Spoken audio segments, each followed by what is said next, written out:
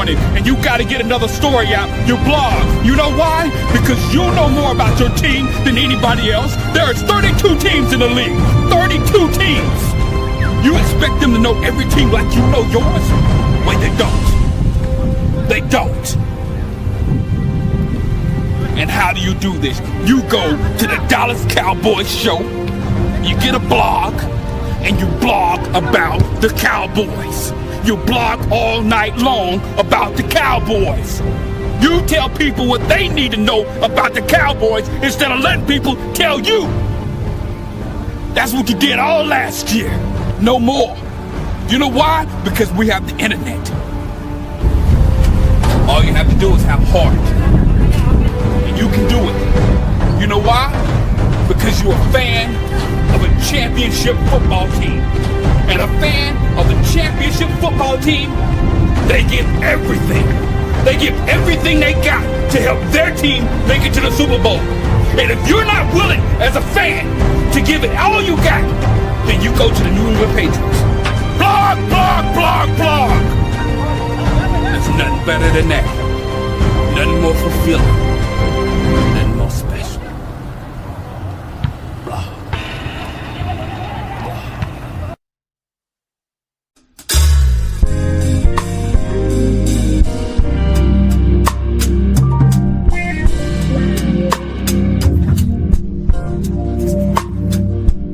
We just waiting on my boy LandLord to get his picture going. Man, why this man always in witness protection, man? this man always doing something or somewhere where he cannot show his location or identity, and he wonder why nobody trusts him. And then we had this video at first, bro. It's like, what you doing, bro? I do be wanting to know what kind of espionage, secret life of pies this man living. Wow. Y'all ain't no good. Yeah, bro. Like, hey, you know that ain't a good look. You already know that, OG. It ain't gonna be long. All right. You see how he surprised us, though? You see how he surprised us? Well, let's get to it, bro. Y'all already know what it is. Listen, let me tell you the best news, and I'm gonna be all the way honest on this, bro. I mean what I'm getting ready to say, too, bro. I swear to God, on everything, bro. The fact that D.A. Lee said this, bro, this all I need to see. I mean that. If anybody know D.A. Lee, D.A. Lee does not play about front office, bro. And this is what he said. We gave up a fifth and got back a 7th to trade for Joe Milton. Buddy has a cannon for an arm. Mechanics need some fine-tuning. Zone read nightmare for opposing teams. Throws on the move, play action all day. Welcome to Dallas. And see, D.A. Lee, he got that right type of I would call it righteous indignation, bro. You feel me? It's not too much. It's just right. It's just like Goldilocks porch. So obviously we go kick it off with thoughts on Joe Milton before I get into this debate, because we got some people coming today. I got to smoke a couple of people that's going to be coming a little bit later. I'm going to be smoking. You put them in the back. Say, man, with ease. With ease. But listen, shout out to Ray. Shout out to Terrence. Because at least they like y'all. When we disagree, we meet in the arena. You feel me? Ain't no sneak dissing. It might be some sneak dissing, but you have to face me now. You feel me? You have to face me now. But at least people willing to do that. But let's get into that before they walk in. Shoot, I ain't gonna pick because both of y'all my homies. I don't know who to pick between you two. Well, you know, LandLord ain't worth a damn, so I'm gonna go ahead and go. Wow. Joe Milton, man. Listen, dog. Like real talk, no funny business. Like Joe Milton is a damn good project quarterback. Like when you talk about the prototypical stuff you look for, skill set wise, athleticism, right? This man is like 6'5". However much weight. They say he ran a 4.5. I heard reports he can throw the ball 85 yards in the air. So when you talk about a toolbox and having the right kind of equipment in there to be successful at the next level, he has that. The issue with Joe Milton, as he pointed out right there, is everything up here in the mechanics.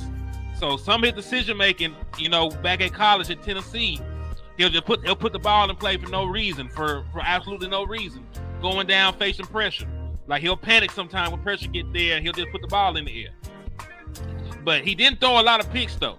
Like his last year in Tennessee, it was like 20 touchdowns, five interceptions, ran for another 7, right under 300 yards on the ground. So he's a dual threat quarterback. He has size and athleticism, and I think he's a better prospect to look at than a Trey Lance. You know what I'm saying? Because there is no rush to try and get him out there on the field. Trey Lance, was always trying to live up to that expectation of being a 3rd overall prospect, not a 3rd round prospect, 3rd overall prospect.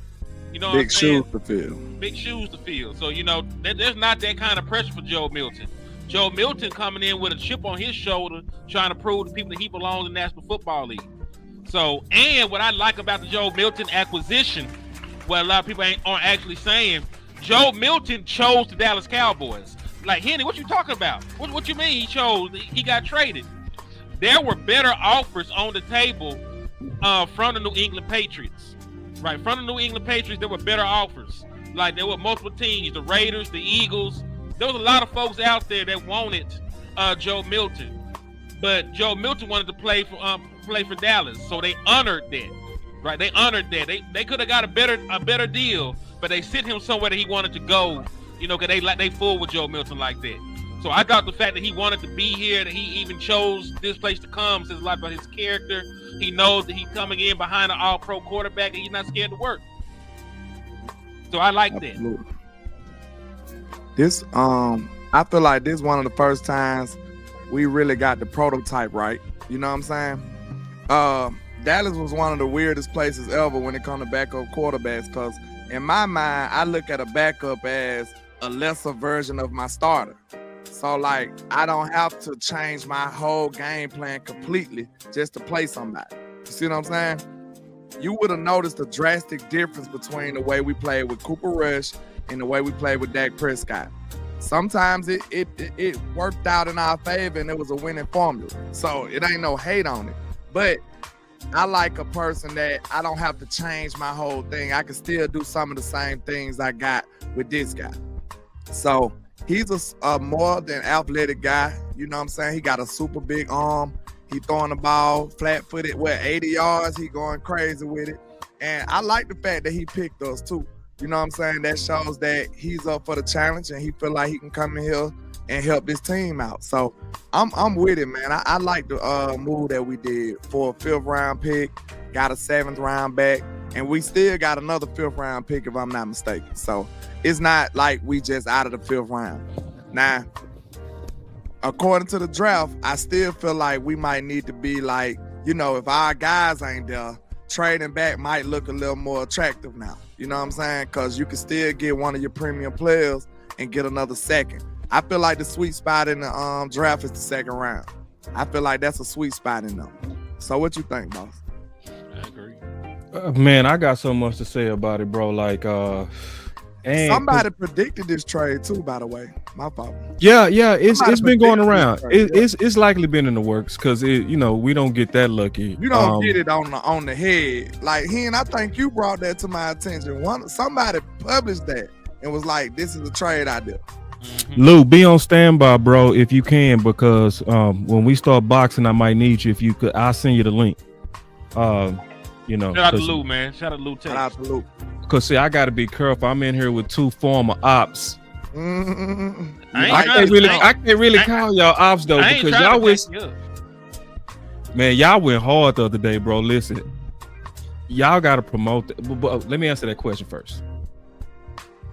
The first thing about this, bro, is obviously it's one major thing out the way, right? Because I said this the other day, man. If the Dallas Cowboys are really serious about going into the draft to do true BPA, then they plug, and I gave some examples. Now, these ain't just actuals. These are examples. You know what I'm saying? So, obviously, QB was 3rd on my list. You feel me?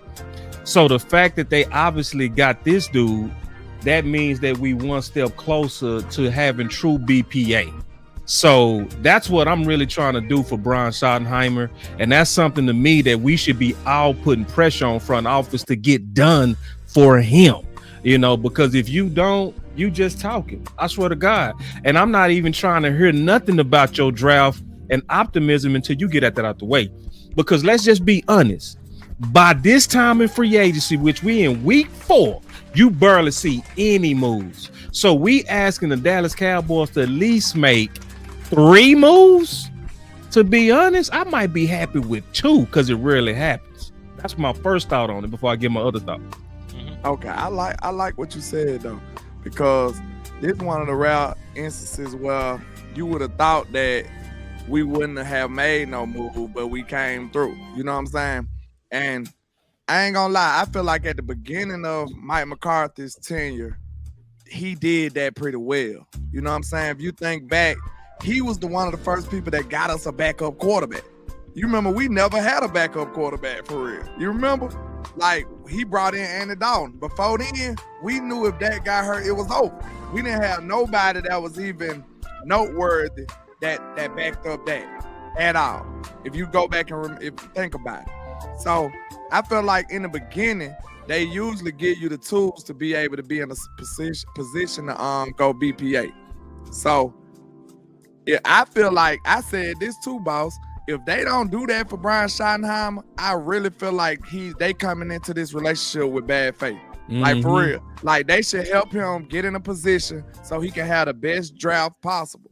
And if that's the only way they can do that is to fill those voids that we got, at least to some degree. You don't have to be starters, but you at least need somebody there that you feel comfortable about in case this draft go awry or it don't go your way.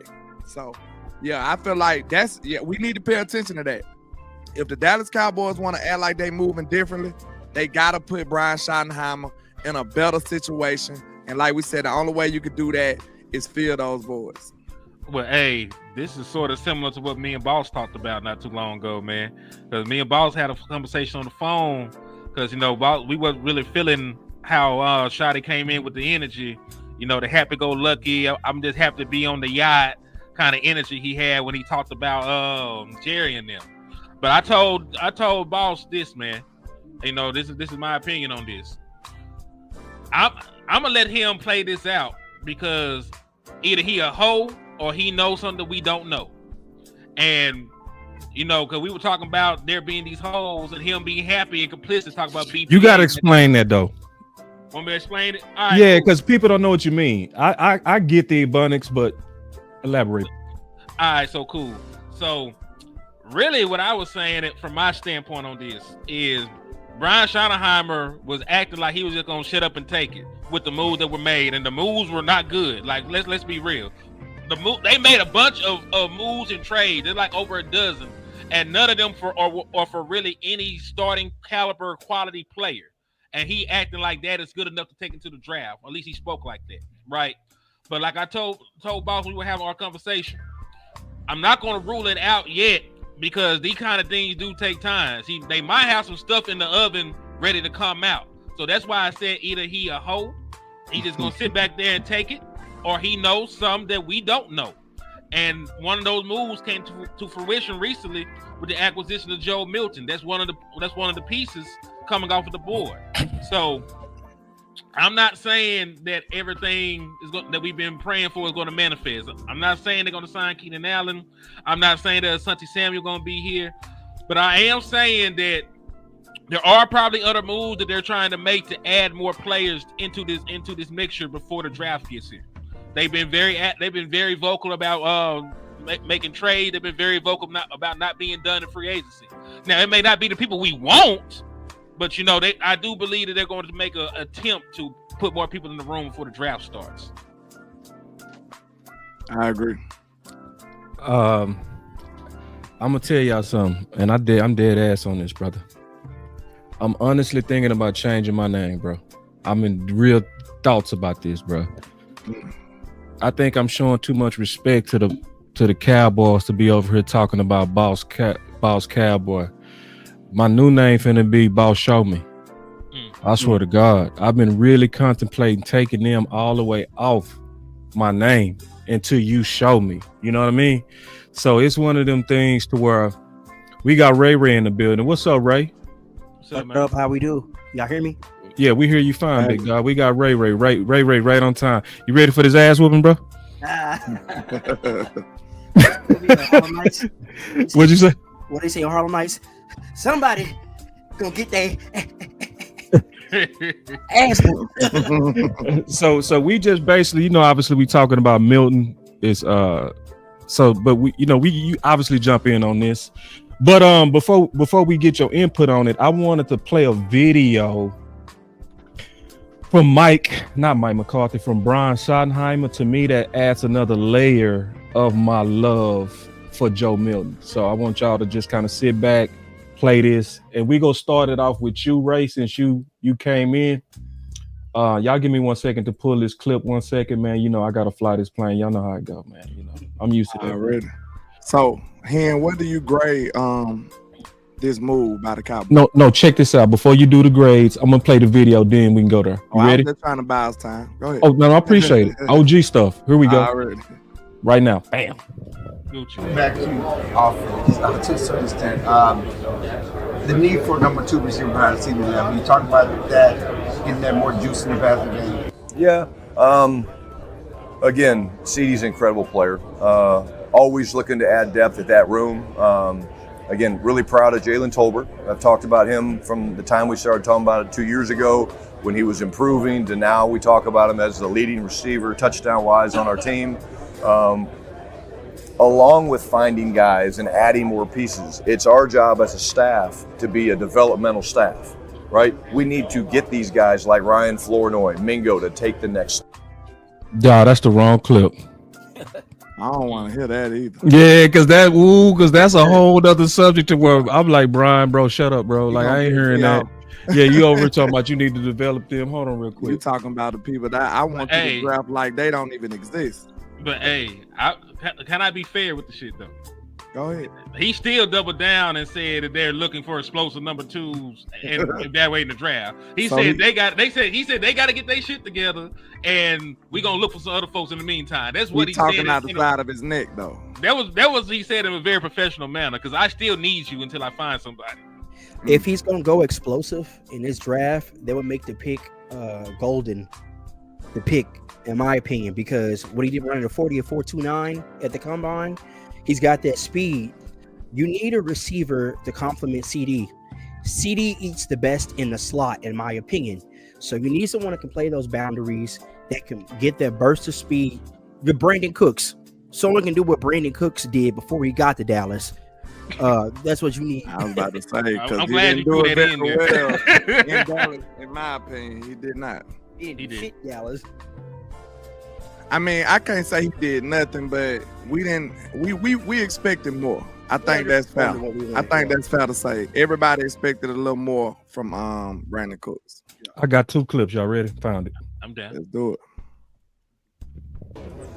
You put a lot on quarterbacks, and that's the benefit of having a veteran like Dak. He can handle a lot of it.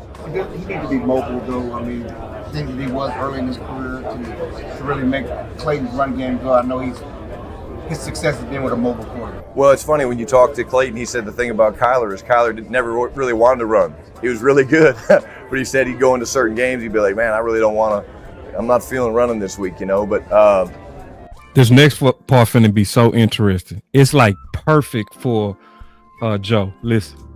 Dak's ability to create, not just in the running game, but again, playing above the 2.3. They were saying the stat the other day, it was really interesting. Like quarterback scrambles are up. I don't know the percentage, I don't remember, but that's where the game's going.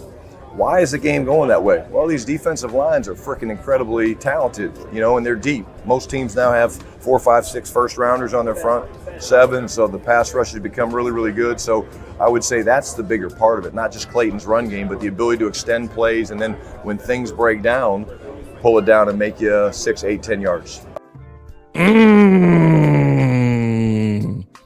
So everything about that screamed athletic quarterback. That's why at first I was saying we probably need to bring back Trey Lance. I was not feeling at all the thought of us going with one of these traditional quarterbacks, especially when I heard his vision and what's going on with the NFL.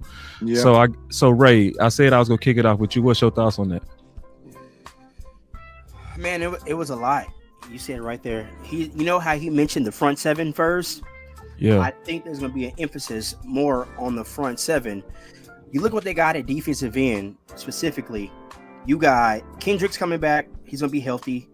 I'm sorry, not Kendricks. I mean Nealon. Forgive me. Nealon. I'm sorry. Nealon. You know, he got hurt his rookie year. You got Sam Williams about to bounce back. Contract year. Might I add, you know how players do in them contract years. They ball out. You got Dante Fowler back. You got Michael Parsons. I could see them adding one more edge possibly.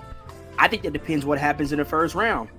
If you get in the first round, you think Ted McMillan is gone. Running back you want is gone. Golden is gone. What do you think about a guy like maybe a Mike Green to put on the opposite side of Michael Parsons? Or what do you think? What's a guy out of Tennessee, Pierce? I think that's a guy that could eat well along with Micah. So here's what I'm thinking with that.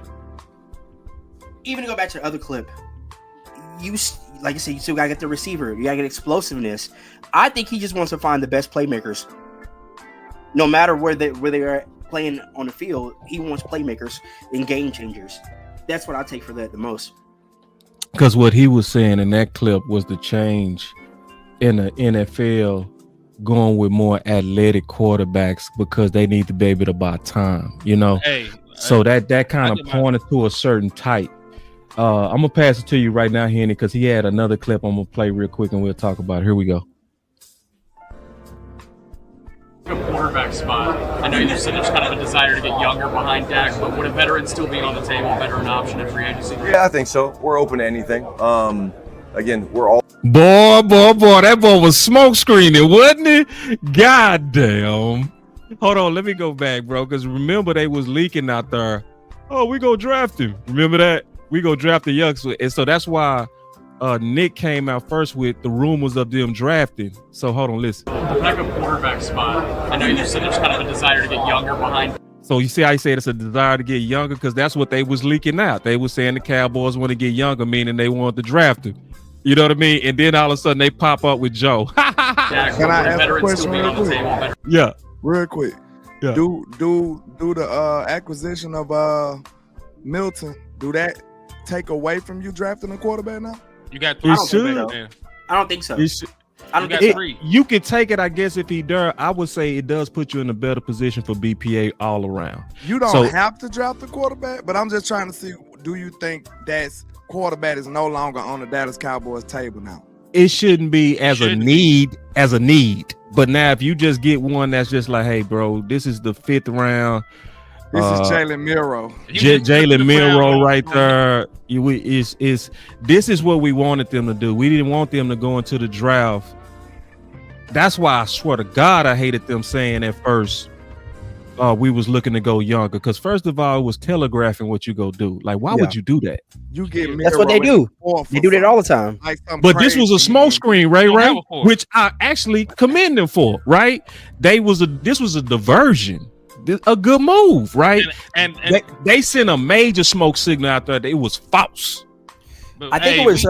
We know how they operate, though, man. Like, if you spent a draft pick on Joe Milton is now one of your 5th round draft picks, so they already done drafted a quarterback in their mind. Yeah. What I don't like about it though is like you got to think. It seems like the Cowboys still operate in that cheap zone. And I'm gonna tell you why I feel that way. Instead of using our real picks, we collect comp He said the real picks. Yeah, we collect comp picks, and then we will and deal them the next year. So what are we really willing and dealing when you're thinking about it? It's free money at that point. You see what I'm saying? They still playing the cheap game, y'all. And I don't want to make this a complaint, but I'm just saying I just don't like the fact that we're not really risking nothing. Everything we ever did since Amari Cooper, it seemed like it's been a 5th round pick. We don't go no higher than the 5th. That's it. Well, we got Terrence Parsons in the house real quick, man. So he came to get his ass whooped too. We gave him what to call him a 4th though for Trey Lance though. Can I say something though? I mean to cut you off real quick. I just want to just kind of just give a victim you know, I ain't mean call you victim because that's what you're getting ready to be, dog. You What's know what happening, I'm TP? Crazy. Gucci, man. What up, What's going TP? on? Y'all know I come prepared, man. We gonna see. But can I say something real quick though? Of course. If you go look over the history of the Cowboys finding serviceable quarterbacks late in the draft or undrafted, they got a good track record. What was old boy? They had Matt Moore. They drafted years ago. They went to Miami and did some things. Mike White recently, the Cowboys drafted him. He went on, to have a good little run as a backup quarterback for the Jets. Tony Romo, undrafted free agent. So they found some guys that are Cooper Rush. They found serviceable backup quarterbacks later on in the draft. So, what up, Chris? I mean, I don't count out still. Like if some guy is there that's undrafted or late, later in the draft, I take him. I mean, at that point, if you're doing BPA, if there's still a good quarterback available, fuck it, take him. I really think you should draft a quarterback every year. Real talk. That's a good flip. If you think about it, just imagine if you hitting on quarterback and people want your quarterback, you can will and deal with it. You know what I'm saying? That's what we just did. It's facts. You know what I'm saying? That's a good commodity to have. We did it 2 years in a row, matter of fact. So you ain't lying. We did it with Trey Lance. We find everybody else quarterback when we could be sellers. Did we flip Mike White or did Mike White just leave? I think we cut him. Or something like that. I think he was a after the training camp casualty. What Marcus G said, I think it depends on who coming out. Landlord, you my boy, but you might be being too cute on that. You know what I mean? I like Kyle McCord personally. I mean, I ain't saying spend no premium draft picks, but you got to understand how. You just saying be open to it from a flip. Just see, that's the see, bro. I'm gonna tell you what's going on, bro. That's your trap mind, bro. I'm gonna just be honest with you, bro. I'm trying to flip. I know you trying to flip, bro. You a trapper, bro. That's what trappers think, bro. No, you're a trapper, bro. So like, that's that trap mind of yours, bro. Like we not dope dealers no more in here, bro. We've been doing it though. What's that? That was the New England way. I'm just trying to do a little something like. Nah, man, I think that's that trap, bro. Be honest with you, my dog, bro. But that's that trap, bro. Come on, now. New England not doing that? Explain, bro. Shit, they was though. You right. You right. Garoppolo. Yeah, they did. Garoppolo, Matt Castle, and they got a old boy, the black one. And they just got us. Good point. I ain't gonna fight you when you're right. The New England way, bro. Real talk. I ain't gonna fight you when you're right. You got a point. You made a good case. They flipped the shit out of us quarterback. See, but this the problem. Ray and T not gonna be able to do what you just did. Why is that? You talking about make a good point like that? Nah, they ain't gonna be able to do that. Don't do that. They ain't gonna be able to do that shit. All right, cause we getting ready to flip this. T, since you coming in, we obviously want to hear your opinion on this Joe Milton, and I want to kind of low key say this, and I really mean this too, bro. What I'm getting ready to say, I really do hate that I'm finna fight my boy TP, because we usually on the same page, huh? T, man, you be like bros, like in terms of how we see the game, bro. I can't believe me and you like on different sides right now. It's like it's hurting my heart. But what's your thoughts on Joe, bro?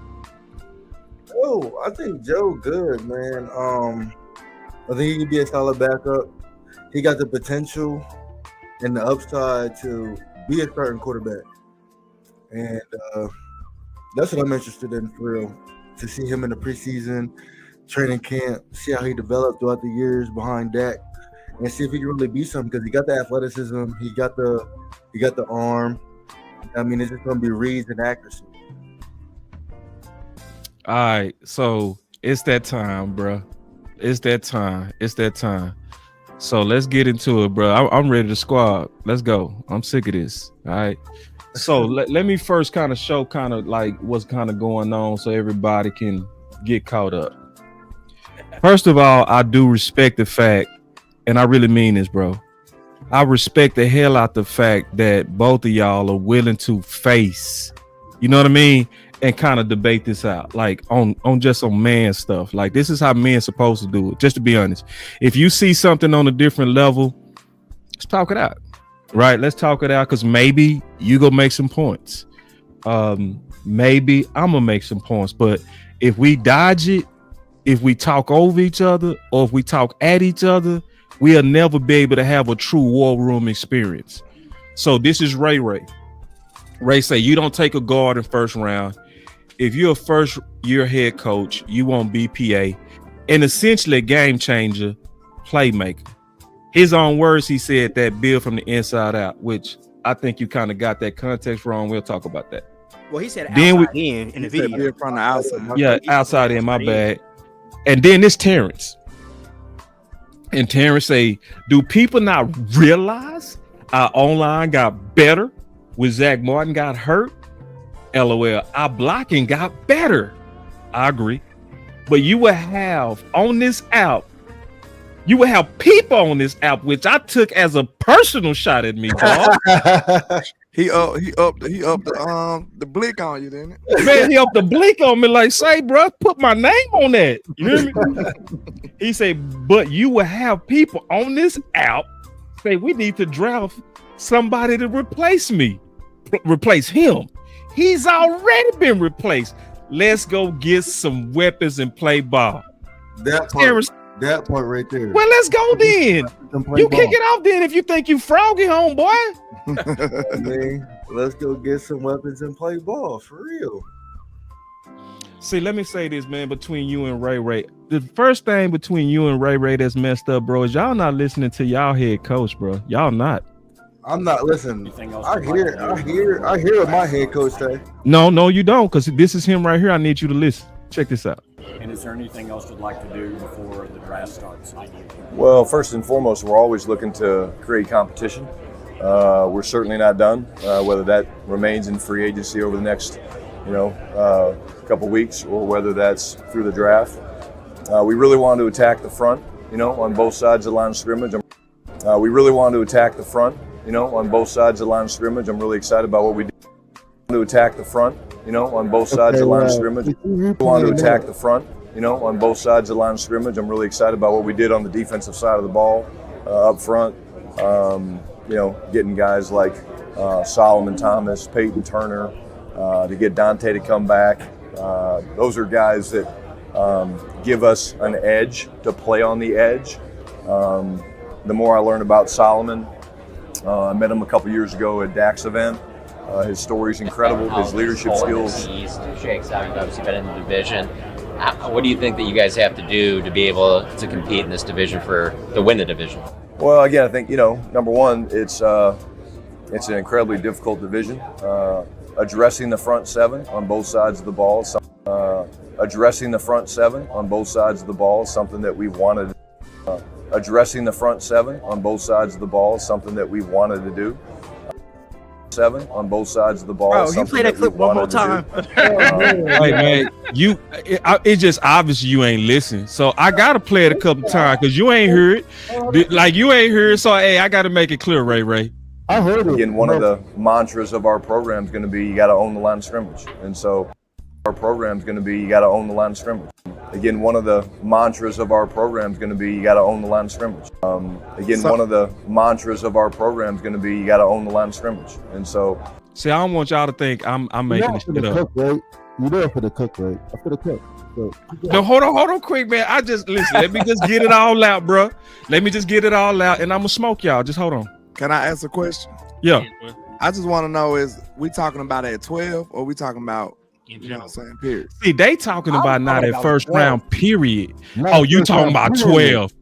You talking about not at first round at all? Not in the first round at all. Oh, hold on. No, wait, you ain't listening to your head coach, bro. You just know why I'm saying this. I don't know if I need to say nothing. Listen, they know why. Y'all know why I stand as well, so I'm just gonna sit back. Listen, I do listen to my head coach.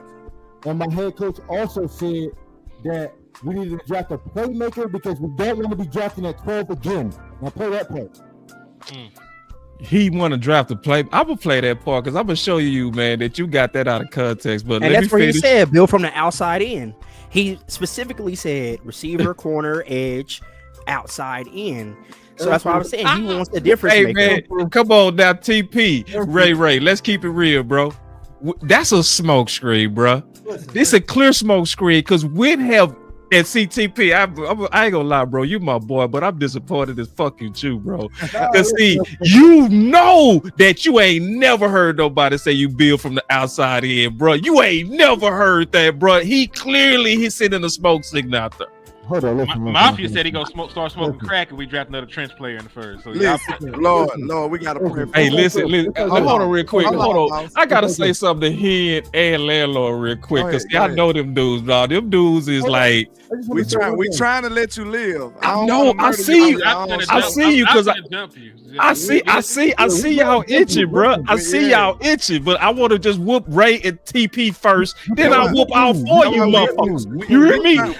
You ain't won no boxing match with us. I don't know why you believe you can. Man, hold on, bro. Wait. Let me smoke Ray and TP, and then I come around to y'all. I just want to say we left you with cartoon knots every time. See, man. I can't. I'm just saying that's all I want. Hey, listen, y'all know I got the buttons, bro. So you should have been using them then. You're not using the home field advantage to your. I'm talking about his hat was standing about this tall up. See, y'all can't help yourself, bro. That's why I'm trying to calm y'all down. Let me first whoop them, and then I got you, bro. I promise. I will whoop all of y'all. Just let me whoop them first. Listen, one at a time. We've been sitting back. Me and him been sitting back. But now you're talking though, bro. Now you can't stop. Go ahead. I'm sorry. It's on TP. Go ahead. Get him, TP. Get him. Get him, Craig. At no point in time did this man talk about drafting a lineman in the first round. He said address, and then he talked about free agency. We already know Steven didn't talk about trades. Bro, we didn't drafted 2 offensive linemen in the first round in the last 3 years. There's no way we go first round linemen again. There's just no way. Looking at the weapons, looking at the game, there's only so many trench guys you can have. You need weapons, you gotta score points. Period. That's the best you got. You got to get Ray in there because you gonna need some help, bro. You gonna need some help, Ray. What you gotta say? Can I get yeah, I'll let you get a double tag. I can dunk both of y'all. This easy. All right. Okay. Let me tell you. Let's go back to something he said. He said he never wants to draft at 12 again. Correct. All right. In the NFL, you have a lot of premium positions that demand high dollar. We know this front office don't like spending money, period. So what you do is you get those premium players in the draft, so you're not paying fucking market money for them. You have them for 5 years. Then you worry about paying them later on down the road. But you want to get those premium positions taken care of at 12, okay? When you look at the list of needs of this team, and I made a little chart for y'all, I'll show it over here in a second. Some of the biggest needs for this team: wide receiver. You still need a running back. You still need help at defensive tackle. You need a corner for sure after losing Jordan Lewis. So those are 5 big money positions that you got to pay top dollar for a good free agent on the market. We know they're not going to do that. So at 12, those guys are bigger impacts than a Tyler Booker at guard. At 12, the only way you take a Tyler Booker at 12, the board has to be completely wiped out. And even then, so I'm trading back, and I'm still can find someone that was better than a Tyler Booker in the first round. All right. I'm not drafting the offensive line in the first round, period. Wait. This shows me that y'all didn't listen to your head coach. Hold on real quick. Hold on. Yes, he did, bro. He said that he wants to address the trenches on both sides. But not at 12. But he didn't say he would do that at 12, though. He didn't say he would do it at 12. Listen, see, this is what y'all. This is nefarious, bro. This is straight nefarious. What you doing? How the hell you gonna say it's not first and not be talking about 12? What's the first pick we got, Ray?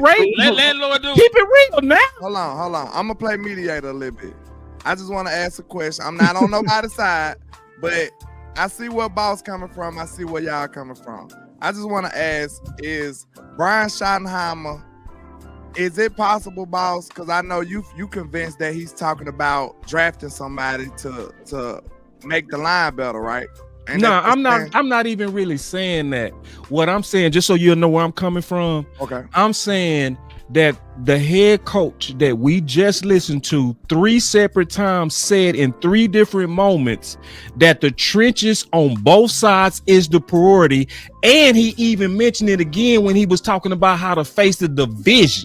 People got to remember what's on the other side of the division and the people that just won a championship. We got Jordan Davis going into year 4. We got Carter going into year 3, dog. So and he addressing that right now. If we just listen to him, listen. Wait. No, listen to him. I want everybody to listen to the head coach. But boss, No, he didn't say this part yet. Can I play this first in? I know you ready to go. No, I ain't saying nothing about an hour, man.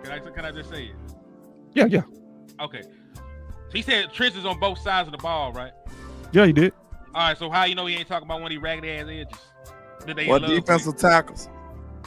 They got Shamar. They got Shamar over there taking pictures from the press box right now in Dallas. From Texas A&M. You say how? You Or say could that be he. a smoke screen, like you said earlier. Smoke screen.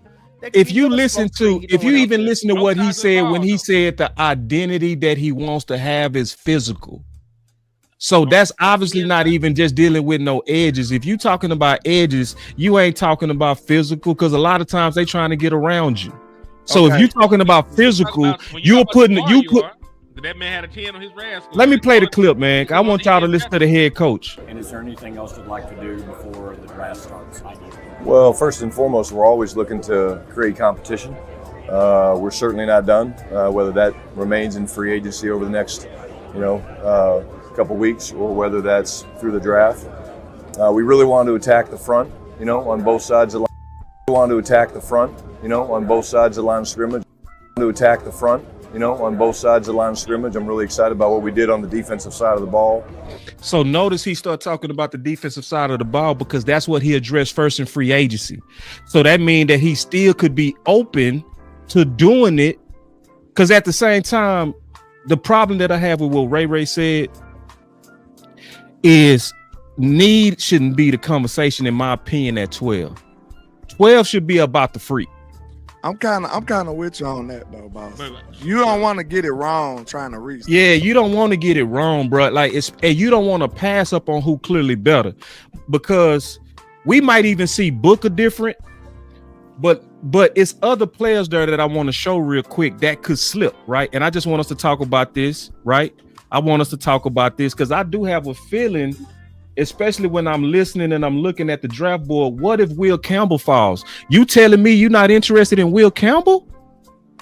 Some people aren't, depending on what position they play him at. I'm thinking like, all right, hey, TP, can I make one case and then I'm gonna sit back and let you make the case, and then we'll close this part out and we'll talk more football. All right, this is my case, and I want you and Ray to really hear me out, because I think the issue is what's the vision. So let me just paint the vision, and then I'm gonna sit back and I'm gonna take y'all bullets. So this is the vision that I see. So DeMarco Murray, okay, his best year was when? –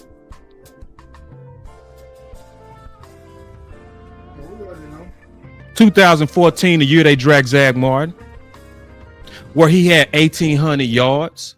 And you see Ray making that face because it's a checkmate on him. You know what I'm saying? And you ain't already complete. No, that's when we drafted Zach Martin. No, he was the final piece. That's my point. Yeah, that's what I'm trying to do now, is complete the piece too, dog. I think Lyle Collins was the final piece. No, Lyle Collins was not the final piece. He came the year after, man. You got to know your history. Lyle Collins was after Zach Martin, so he would have been the final piece. Yeah, but no. See, you don't know your history. The offensive left guard on this one was Leary, who was a super. Yeah, so no, we didn't need Lyle Collins. No, Leary was actually starting. He got injured, and that's when Lyle Collins got in, and he was just as good. Yeah. He wasn't good as the senior Leary, but he was a true. And you making my point. When you got Lyle Collins, who was a substitute for Leary, what happened the very next year, bro? Come on now. Darren McFadden in 10 games had 1,000 yards. You gonna act like that's not no goddamn weapon? You gonna act like that wasn't because of the offensive line? Come on now, we need to stop the cap. Like these trenches don't make no big difference to the run game, especially when we talking about the final piece. You got your head coach over here really saying that we want to be physical, and then you stuck on finesse shit. Like now, bro, we got to really get down to the real nitty gritty. The real nitty gritty is if there's a potential push guy that's gonna take our offensive line to the next level, how can we act like that's not even something we should consider? And then if you even look at Zeke the year after that, I'm just giving y'all the vision, my dog. Why you fussing at me? What I do to you, TP? And I know you right on that. You right. We ain't got no. Yeah, and see, listen, let me tell you something about you, TP. Let me tell you something. I'm just keeping it all the way real with you. I saw how you was last year, so I know you meant what you said, bro. You was sick as hell when we get Coleman last year, bro. And guess what? And let me give you some credit. You was right. You was right. See, I'm gonna give you credit on that. But this is where you wrong. We still can get the weapon. We need to put pressure on Dallas to go ahead and trade for him or go get Keenan Allen. No. That's a one-year fix. Y'all love Keenan Allen. You don't? What the hell wrong with you? About a one-year fix.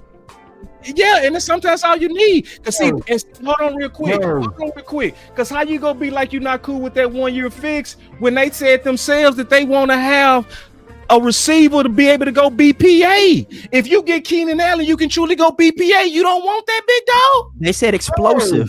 His exact words, he wants an explosive receiver. Keenan Allen ain't. He say that, bro. He say explosive receiver. He did say that. Big cap. They did say explosive though. They did say explosive. He said explosive, but he said explosive receiver. He tried to fast talk, and that ain't gonna work on me. See, because I broke down every clip, so you can't just say that with me. If we're not looking at receiver at number one, we're dead wrong. Period. So hold on real quick. No, that don't mean you dead wrong, bro. Let me ask you a question. No, let me ask you a question. What if we traded for a quality receiver? Number 2 receiver. What if we went out there and got somebody like a Waddle? How would you feel? Would you be cool with it then? I would be jumping for joy right now. Bro, if you say still draft the receiver, hey Ray, go sit your ass down. Hold on. If we traded for Waddle, you said what now? You will draft. I still draft another receiver. What the? I still draft another in receiver. what round? Not first. I mean, it depends who's available. If you send out one of I those, ain't mad at you on that. Yeah. Like listen. Depending Regardless of what happened, regardless of what happened, I'm walking away with a receiver at some point in the draft. But I would not be as thirsty for a wide receiver in the first if we had a Waddle. That's fair. But the issue. Waddle, bro. Hold on. The issue my bad. is that we are smoking crack, and we think Dallas Cowboys going to make a move like that. Exactly. They don't do shit like that. That's why I ain't fighting you right now. Why you in the fight? I'm just talking to you. You're not a That's my dog. That's my dog. Okay, so That's my dog. throw some names out there. Hey, Hitty, you a good fighter. You my dog. We got throw some names out there. Hitty is my dog, bro. That's I'm fucking the fight. mediator. Because I'm smoking them right now. You're not smoking. I'm trying to lay back and let them fight. I am. They can't fight, bro. They not good. Okay, so give me some names of receivers. I'm just trying to leave it alone. Because I know y'all itching. Hey, listen, y'all. We done had this fight many times, bro. Just listen, boss. Like, I'm listening. Like if you really look around the league, who's taking offensive linemen in the first round if they don't need to? Nobody. Wait. I don't make my decisions off other people. That's called a follow. Listen. The Eagles doesn't have that offensive line that they had, and they hadn't drafted the offensive lineman since 2019. And even the lineman that they drafted in 2019. Why would they draft one when they already got the number 1 line, bro? They line complete. Come on now. Listen, that's what I'm saying is they didn't get that by drafting them in the first round. They didn't do that by that. Yeah, but they still got the best. It's about the result. If you did a redraft on pretty much every one of them dudes, they'd be first rounders because of the quality in which they play with. Now, come on now. Listen. Stop it. I lied on that, or did I tell the truth? You telling me on a redraft, the number 1 offensive line wouldn't be considered higher? Come on now, you got to keep it real now. TP, you're not doing that. The only first round lineman that they drafted was Lane Johnson. No, man, no, bro. Because you know you would right now. What's my Alabama? You know who I'm talking about, landlord. Play center for y'all. The guard for Philly. Landon Dixon, a goddamn dog. If you did a redraft right now, he'll be a top 10 and you know it. What's sad though is like we knew that though. Like why we didn't get him? He had that ACL. Veteran on the line. He been holding. Yeah, he was a dog. We knew he was gonna be good. Right. Listen.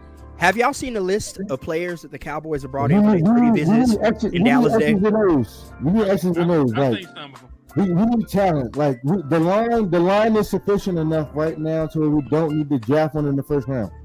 I don't care what we're talking about. Like the offensive line right now is good enough. What we needed last year was a scheme. We got a scheme now. We got an offensive coordinator. We got an offensive line coach. Yeah, that's what I said. Let them go to work. Let them go to work. Now it's time to draft weapons and then see if we need a lineman. Let your second round lineman that you just drafted, let your second year lineman, let's see if they improve. Let's see what Brock Hoffman got. Let's see what Bass got, and then let's get to work. But we need weapons right now. It ain't no draft the offensive lineman, get weapons later. No, we need weapons now. Offensive line later. All right, I ain't gonna lie, man. I'm gonna bring this home this way. No, let me ask. I gotta ask y'all real quick. Hold on, I gotta ask a real quick question to every one of y'all. It's gonna be fast. You just answer it honestly. Let's say none of y'all got a significant other right now. Let's go back to the day when you was high school, right? And let's say you was on prom night. You hear me? Listen. You're on prom night, and then after prom night, you know you do your thing on prom night with your lady, and you ask her, "Baby, how was I?" And she say, "You were sufficient." How would you feel, Ray? Do you want to hear sufficient or dominant? Yes or no? What you want to hear, goddammit? What you want to hear, Ray? Sufficient is prom night. This the one you thinking about. Just answer the question. It's quick. Do you want to hear sufficient like what TP just said, or you want to hear dominant? Shit. All right, you already know that. The young me would say, "Shit, nigga, I got mine. If you didn't get yours, okay, that's the young me saying." See, you dodging, landlord. In anything in life, do you want to be sufficient or dominant? I'm a dominant type of guy. Already, because you're an OG. Hit it. Wait, TP, you next, TP, you next, TP. You ain't got to skip Henny. Henny. I don't want to ask you, Henny, because I know how you move. You slippery as hell. That boy Henny slippery as fuck. Because listen, we play like we talk about. We play like I would never ask that question, nigga. But see, that's why I said you slippery, bro. I'm gonna answer it for you though. Okay. Dominant.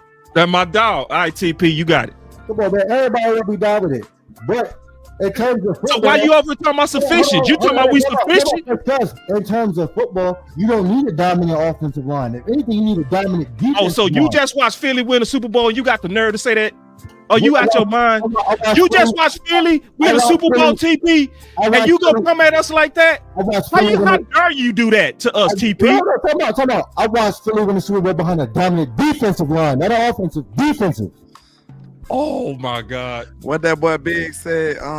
Excuse me, flows just ran through me. The content is running through me right now. I'm trying to hold myself. I'm trying to stand back. I'm trying to let them by. It's contagious like the hiccups. So what he said? We done fought this man for months at this point. So I'm just trying to let y'all.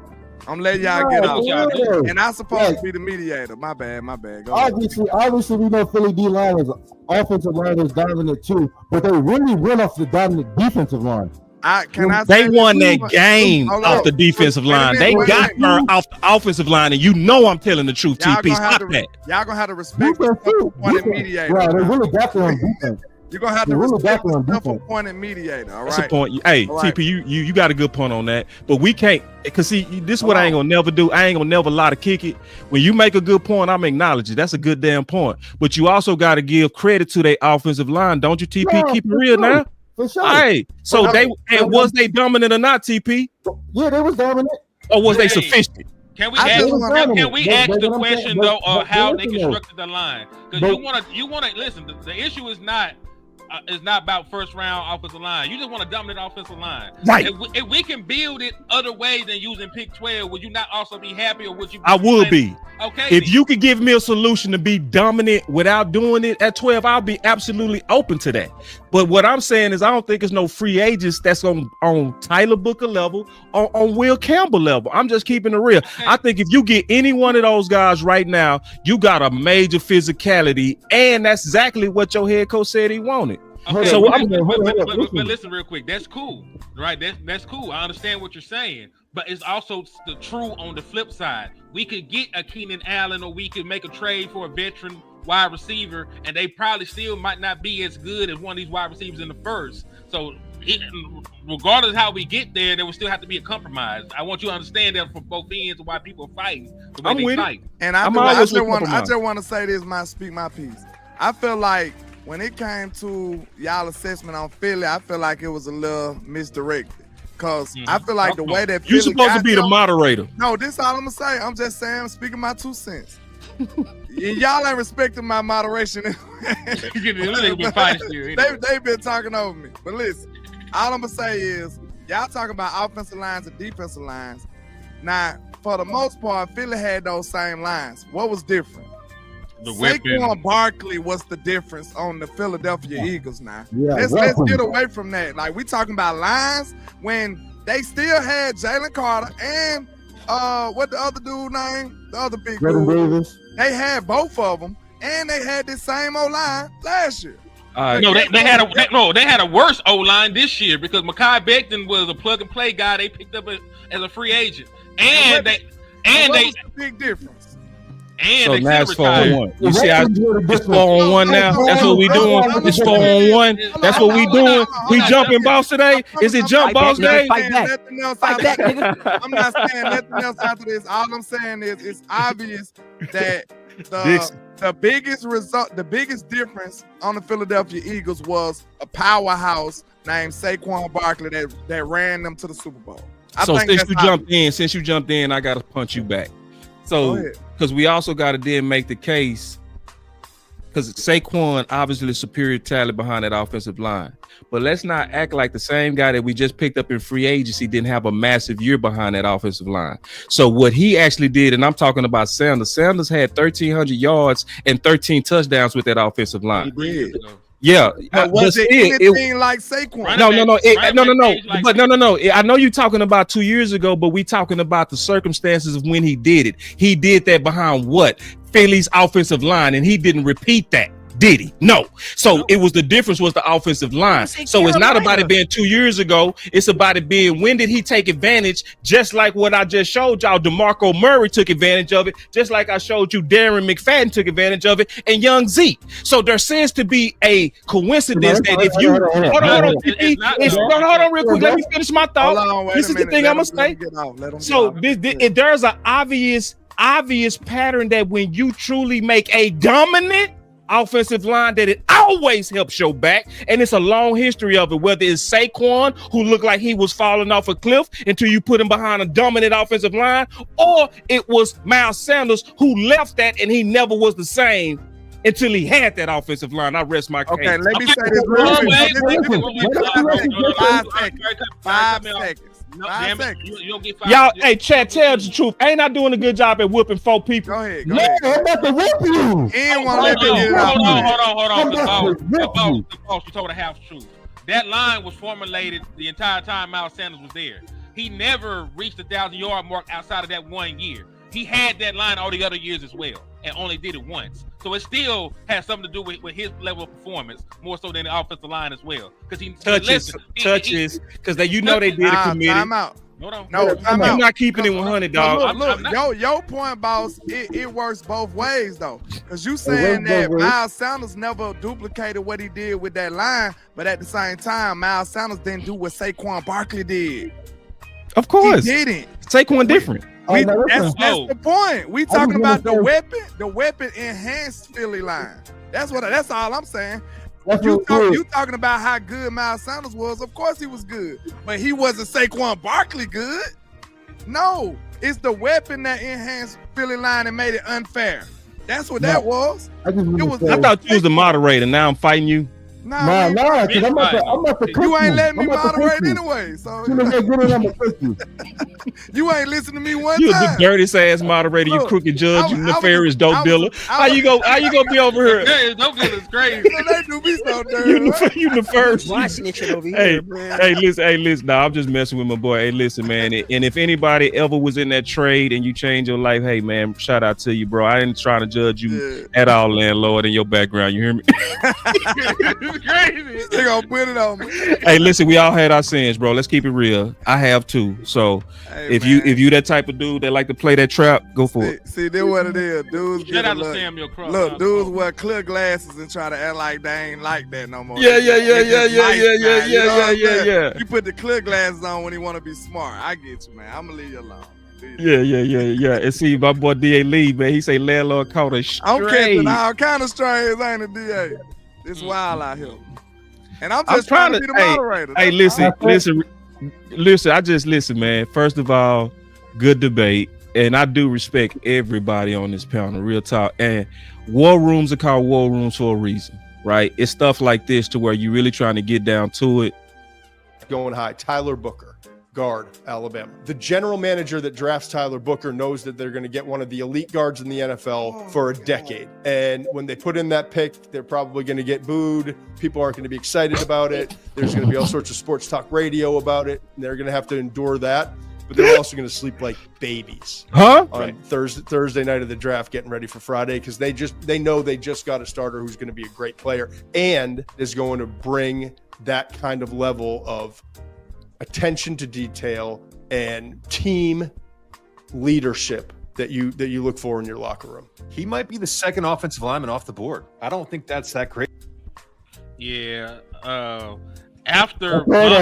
After bombing the last two drafts, I don't know what the Dallas Cowboys are going to draft Tyler Booker at 12. Me neither. They don't do low RAS scores. They don't do low RAS scores. Even though, listen, I had to skipping at 100. I had to defend Tyler Booker because they were talking like he wasn't the first round pick. This is not true. Hey, fight Ray on that, because Ray on that bullshit. Like Ray.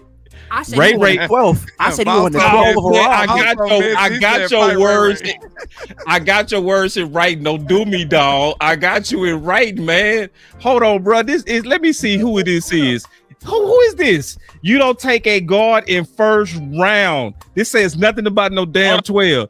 Who is this? Ladies and gentlemen of the jury, I want to ask you: is this you? The guy in the bottom? Is this you? Is this you? Ladies and gentlemen of the jury, I want to ask: is this you that's talking about 12, or did this man in writing say first round? He said for first year head coach though, boss. We do got to. No, you try. Get your ass out of here, dog. I'm sick of you. I'm sick of you slipping in. Their parameters. No, bro. Listen, now, bro. Can I do my damn job? I'm over here backing up into his own words. Read the whole text. No, hold on. Wait. No. Read it from. Hey, Terrence Parsons. Let me ask you a question, bro. If you was on the jury and you heard a witness lie, what would you say about that witness? What is going on? Would you strike him? Would you strike him? Be honest. Yeah. Hey, TP, you my dog for life, dog. You know why? You keep it 100. You kept your integrity like Ray did not. Because Ray said, he said 12, and his own goddamn words say first round. Objection for what? You moderator, quick and dope dealer judge. Like, get out of here, you nefarious ass boy. Get out of here, you cheater. Let's read the whole context. I'm reading it out loud. I'm reading out loud from the room. No, I know what you said at the end. You should have got it, bro. We know what you said at the end, bro, that you said a head coach. No, you said first round. That's the key word right there. And you're a false witness right now, and you should be declared guilty and kicked up out of here. Matter of fact, let me kick you out right now, goddammit, because I'm sick of this. Like I ain't gonna do him like that, man. But no, I have to do him like that. At least put him in timeout for a second, because I can't do that shit that he just did. That old fake stuff. I'm just messing with. Come on back, Ray. Your Honor. In my client's defense, there were clear parameters set and situations to discuss. He said a first round pick at guard would not be a good idea for a first year head coach. He would like the first year head coach to get BPA. And if the guard, their his is not BPA at the time, he should not take said player. If McMillan is on the board, he should not pass on him like a boss Cowboy did in a mock draft before. I hit it. I can't do it with you. Hire him. You see how I'm dirty hiring they you for do everything. David? It's wild out here in these streets. It's wild in these streets. Hey, shout out to Coach. Hey, shout out to Coach Fowl in the building. That's Coach Cowboy. We got no. We got Coach Fowl in the building, man. So that's you know, Coach. Fowler, Dante Fowler Jr. stuff. Shout out to Coach. His dad, and he's a coach. So I always refer to him as his title, Coach Fowler. You know what I mean? He's a defensive coach. I'm excited about Dante. Man, I'm excited about that. Hey, I ain't lying. All right, so listen, y'all. Let's put it. I ain't gonna put it to a vote because I already know I'm always outnumbered on this. But let's just transition to something, man. Let's transition to something. Let's do it. Real quick. Obviously, we got Terrence in the house. And Terrence, you like one of the posts that I had on Twitter where I was talking about Jerry, right? And I was saying that Jerry loves to basically stir up stuff, right? And it's just basically for publicity. I want to ask you a question first, Terrence. Mm-hmm. How does it feel when people basically check your background to, you know, because obviously Mike is your brother and you the one that came out with that the deal was about done, which I know is true. I believe with all my heart. Why would a brother make something up like that? That's just crazy, right?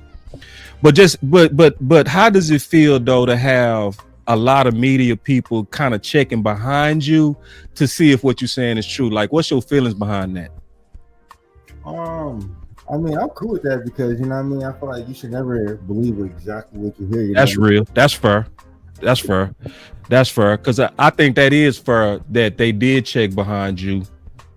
But at the same time, I also want to say this. I did a lot of research on this. This ain't addressed it at you, Terrence. This is addressed at the panel. I'm going to go with you on this, Henny. What if I could prove to you that Jerry loves to just stir up stuff during slow days? I believe that to be the case as well. I believe that 100. Okay. So we ain't even really got to get into the details of that. You know what I'm saying? Because in my opinion, and T, you ain't got to jump in on this because I think some things do need to be confidential with a brother, right? In my personal opinion, I think Parsons is already done. This is my opinion on this. It's not Terrence. This is my opinion. And I just don't believe for 1 second that Jerry is dumb enough to act like that he don't know the agent unless he doing that on purpose. What's your thoughts on that, Henny? Man, Jerry Jones is everything I say about LandLord is exactly how Jerry Jones really be moving. I be playing when I be talking about. Wait a minute. I be playing when I be talking about You got to play LandLord. 1-1. But you know, it really applies to Jerry. He's nefarious. He's a swindler. He a finesse. He said a swindler. Swindler. Dog, my dog hit it. That man be on bullshit. I know. Hey, listen. With friends like y'all, I don't need no enemies. I tell you that much. Hey, you cover all your bases covered. Then see? You know what I'm saying? I'm good. You good? We got you. That's what friends are for. We cover all your needs and necessities. You know, you never need another hater again in your life. You know, you got hit anymore, nigga. I'ma hate on you every day I wake up. so yeah, though. But to the point of what we talk about with Jerry, though, man, he has a history and a background of doing this because you don't become a $1 billion organization without being good at marketing, without That's being right. good at brand building and brand recognition. That's facts. So when it gets to the lean times like this, in between the draft and Exactly. everything else, you have to stir the pot a little bit. That's right. You do. It's business. Yeah. It's business. Yeah, and I get that. And it's, you know, it's What I don't like is the business part start to hurt your team. yeah, that's the part I don't like. That's when it's so It's like where like it becomes last a year. distraction. Like last year, CeeDee Lamb ain't even at training camp. That's when it starts to bleed over and affects the well-being of your team. And we don't support that. It's football over everything with me, but I don't see that in this organization. That's honestly what's frustrating me, Ray. Is that they keep coming out and denying that them delaying doesn't hurt. And it hurts, bro. Like that arrogance it gives me a bad feeling that they still have not learned to put this team first, Ray. Let's ask everybody this real quick. I'm gonna ask the panel one question. I'm done. I was shooting at the Ray. No, this just for like I'm just piggybacking off what you said. Okay. As far as CeeDee Lamb go, on a scale of 1 to 10, 10 being peak CeeDee Lamb, 1,700 yards CeeDee Lamb. What was CeeDee Lamb after the holdout? Let me know. Exactly. I'm Good gonna start with question. you, boss. What Good was question. that? On a scale of 1 to 10, what was They CeeDee screwed him, bro. They took about 400 yards off of him, man. They guaranteed a slow start, bro. And they also admitted it. Like CeeDee Lamb tried to talk tough. Remember, he came out that practice, that one little physical practice, and he was like, okay, I'm ready now. No, the fuck you ain't. You ain't ready. How you gonna have one practice get hit one time and say you ready for a whole long season? How you go? How you gonna have? How you gonna? Yeah, that's what I'm saying. They took about 400 yards. That's right. They took about 400 yards off of him and Dak. Yeah, and see, and it's just that's why I can't give front office no pass, bro. I don't, and I won't. And it's not about being negative about front office. It's about accountability to front office, and they still arrogant about it. Ray. What about you, Terrence? What you feel like? What level was Terrence? I mean, what level was CeeDee Lamb? Ray, I keep trying to get you in there. That's landlord. That ain't me, dog. No, I was going. My bad. Ray. Hey, I'll let you moderate. Let me just back up. I just asked the panel a question because I was piggybacking off what you said. I was just asking the panel a question. 7. Yeah. 7 what? At the beginning of the year, he probably got up to a 7, so I give you that. But at the beginning of the year, he was low. Listen, I mean, what about you, Hen? I'm not. His ability wasn't low. It was just not surroundings. Just not being on the field with the quarterback. You know what I mean? Like right. All the time. No, I'm not talking about him being bad. I'm talking about him missing time affecting his effectiveness. You see what I'm saying? Like I think that was obvious. You see what I'm saying? I see what you're saying. No, you're saying. But it was a combination of a bunch of things, for real. Yeah. To be honest. Okay. Yeah, I think it played a big part in the slow start. You know, because listen, they were up here doing all this contract negotiating, fighting, arguing, holdouts. You don't get Dak Prescott done to the very end. Even his agent came out and said that Jerry Jones and them was late to the table. CeeDee Lamb missing training camp and all this other shit going on. So yes, it played a big part in that, man. Matter of fact, I don't think the Saint game goes the way that it goes if Dak Prescott and CeeDee Lamb are on the same page. Yeah. Yes. Yeah. Like that missed touchdown early on. That was from them not having time on task together. Another thing that's evident in that, look how good CeeDee Lamb got later on in the year. Right. He was like, this is obvious stuff. I just want to y'all Good point, landlord. You know like, right. CeeDee Lamb was not who he supposed to be at the beginning of the year. During the rest of the year, CeeDee Lamb became CeeDee Lamb again. But think about this too. Him while Dak was there. That's all. How much better would he be? Listen, you saying that, and he was still top 5 in receiving. Yeah. But so he got on a hot streak because he a dog like that. He top 2 in all other times. This man coming off a record-setting season. 1,100 yards ain't CeeDee Lamb like. And that's why I love how you set up that question, landlord, when you said, see 1,700, how much got dropped off from that? That's the first way to ask it. That was genius. Yeah.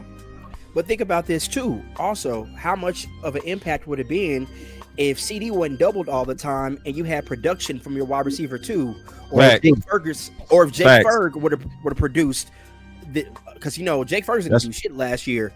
How much more to the choir with that? I ain't got nothing to say about that. How much more effective would he have been? So that's why, again, going back to this draft, you need someone opposite of CD to relieve that pressure off of CD, because we know CD don't get double teamed all the time. Anybody a premier guy. But Terrence, let me push you back a little bit on that, bro. Like, because CeeDee Lamb was banged up and he still was that dude. It's like, why do tight ends get passes that weapons never get? Hold on. Time out. That's a shoulder. You know what I mean? You can live with it. You know what I mean? He had that knee injury early. You know what I mean? That's different. Okay, you right. Hey, let me ask you right. A knee is way different than a shoulder. I ain't gonna fight on that. Let me ask y'all a question real quick though. So we talk about our boy Jake Ferguson. Y'all give him a contract or no? No. Hell no. A team friendly. Right now for a low one. I saw him on a low right now. Team friendly. Okay, yeah, team. Not even team friendly. No. I want to talk about that. I want to talk about that real quick because I said something about this in another show. Mr. Ray, we always do that, right? That's a problem with me. Cause like, okay, he had a low year, he had an underwhelming year, and we say, oh, let's sign him for cheap. why are we signing them in at all for real? When I you agree. think about it? Like, why do we do that all the time? I feel like we back ourselves in the corner doing that all the time. Here's why. Like, we should be trying to find somebody who's better, who's performing better. Hold That's on. what we doing. In my We can still do that. You know what I mean? We can still do that. What is it front office? Keep Berg and get somebody else. Yeah, my whole I thing ain't is, mad at that. I ain't mad I at mean, that. my whole thing is, it's like he was emerging. Then he, you know what I mean, he had to start with the injury and everything, and then, you know what I mean, he kind of never got right. The only person who was really concerned with getting him the ball is Dak. So when he went out, it was really cooked for him because the only person Cooper Rush was looking for is CD. It was clear and obvious. You know what I mean? He's not looking for nobody but CD. If somebody else come open, okay. But other than that, he's looking at CD all time, every time. So I mean, like down a lot of plays too. Yeah, you know what I mean? So it's like you gotta man. You gotta see what he does this year. But hey, but this the thing about Furr that we don't talk about because we like him. He's had exactly 1 year of production in 3 years. It's gonna be year 4. He didn't really do. He showed flashes year 1 as a rookie. He was real good his second year. He took off. We still had Schultz that first year. Yeah, I know. But that's what I'm saying. That's fair. He has no production though. He had the flashes as a rookie. He had the good year his second year. He didn't do shit this year. This is year 4. So out of the 3 years in a contract year, football year, yeah, and listen, everybody balls in a contract year. And I'm gonna tell you right now, that's why tight end is a sneaky position for me. It is for me too. It is for me right too. Now, Hey. I've been wanting Dak to have a premier, dominant, athletic, gangster tight end forever, and he ain't really had one. Dalton Schultz was a good, productive tight end, but I'm talking about a gangster mismatch tight end. We ain't had that. Let me Dak. give my take on why I would Get not Harold sign Ferg or nobody even like a Ferg, right? I don't believe that you ever supposed to sign a tight end to a major deal or any contract unless they're special, because our history shows that every tight end is very replaceable. Everyone. If you go from the history of what happened with Witten to Swam, they had the same production. Then you had Swam go from Swam to Jarwin, same production. Jarwin went to Schultz, same production. Schultz went to Ferg, same production. So you always getting about 600-700 yards off these same type of tight ends. It shows that they are replaceable. So unless you're dealing with like the guy that got signed today from Arizona, yeah, McBride, unless you're talking about Bowers, McBride, or we talking about my boy out of Kansas City, just replace tight ends. It's just what it is. And I'm gonna tell you one thing that aggravates the hell out of me, and I'm just being honest on my aggravations. I hate how tight end get a pass that running back never gets, because the truth is tight end should be treated like running back. Just like they always say, you can replace any one of these guys in the third round. If you go look at the most successful tight ends, they all third rounders. Kelsey a third rounder, Kittle third rounder. You know what I'm saying? My boy out the Ravens third rounder. Like they got two tight ends. Yeah, they got two tight ends. So it's like you keep getting your best performers out of round 3, round 4. You got Bowers a first, and you got McBride that was a second. But the most of them that really jump out the league is like late rounders, bro. And I just hate the hypocrisy that they always give tight end a pass. And I got a late round that real quick. I got a late round tight end for y'all. If you want a late round tight end, I tell you one you should look at. He come from tight end U, which is Iowa.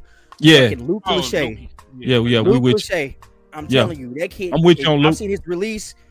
That boy got some moves on him. Put him in the Hold on. I gotta address something real quick.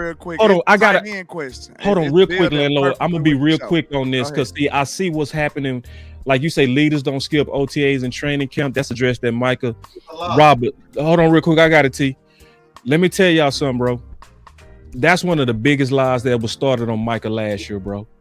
That's one of the biggest lies, because if you go look at Micah from 2 years ago, Micah missed those OTAs too, and guess what they did? They praised him for it, because that's when he was with Wildsworth. What's his name? He was with Andrew Whitworth, and guess what they did? They praised him for it. But last year, when the contract started to get closer, Now they trying to make it seem like he not a leader if he don't come to OTAs. If you go listen to that interview with Jerry, they asked him 2 times about them goddamn OTAs, and he never answered it. You know why? Because it really ain't no big deal. And if you really go look at what Micah is really doing during those time of OTAs, he's not sitting on his fucking hands. He working with a specialized coach every time. And when you got a certain type of money and a certain type of budget, you supposed to be able to put your money on specialized training. And I'd rather him be doing that than sitting on some more boring ass rookie practices. So it's like, huh? OTAs, that's for rookies. And exactly. And then you aren't playing for real. Right. And you got to look around the league. See, Tuck, the one that hit me to this. Like, if you look around the league, dog, most of your vets not in no OTAs. But what we do, because the media planted that in our heads, we think that everybody's supposed to be there. And guess what? If you go look at our history, there's a whole lot of people that miss OTAs, like Romo, like DeMarcus Ware, like all these people we praise, they wasn't at no OTAs. So I'm gonna say this: I ain't never go hold Micah or none of our players to a standard that nobody else is held to. I agree with you. I agree with you. I agree with you. It's so much instead of putting them in the contracts, you get bonuses for showing up. I agree with you on that, boss. But you gotta think, this is also, I ain't saying, you know, this is a knock on Mike or anything like that, but you do have a first-year defensive coordinator.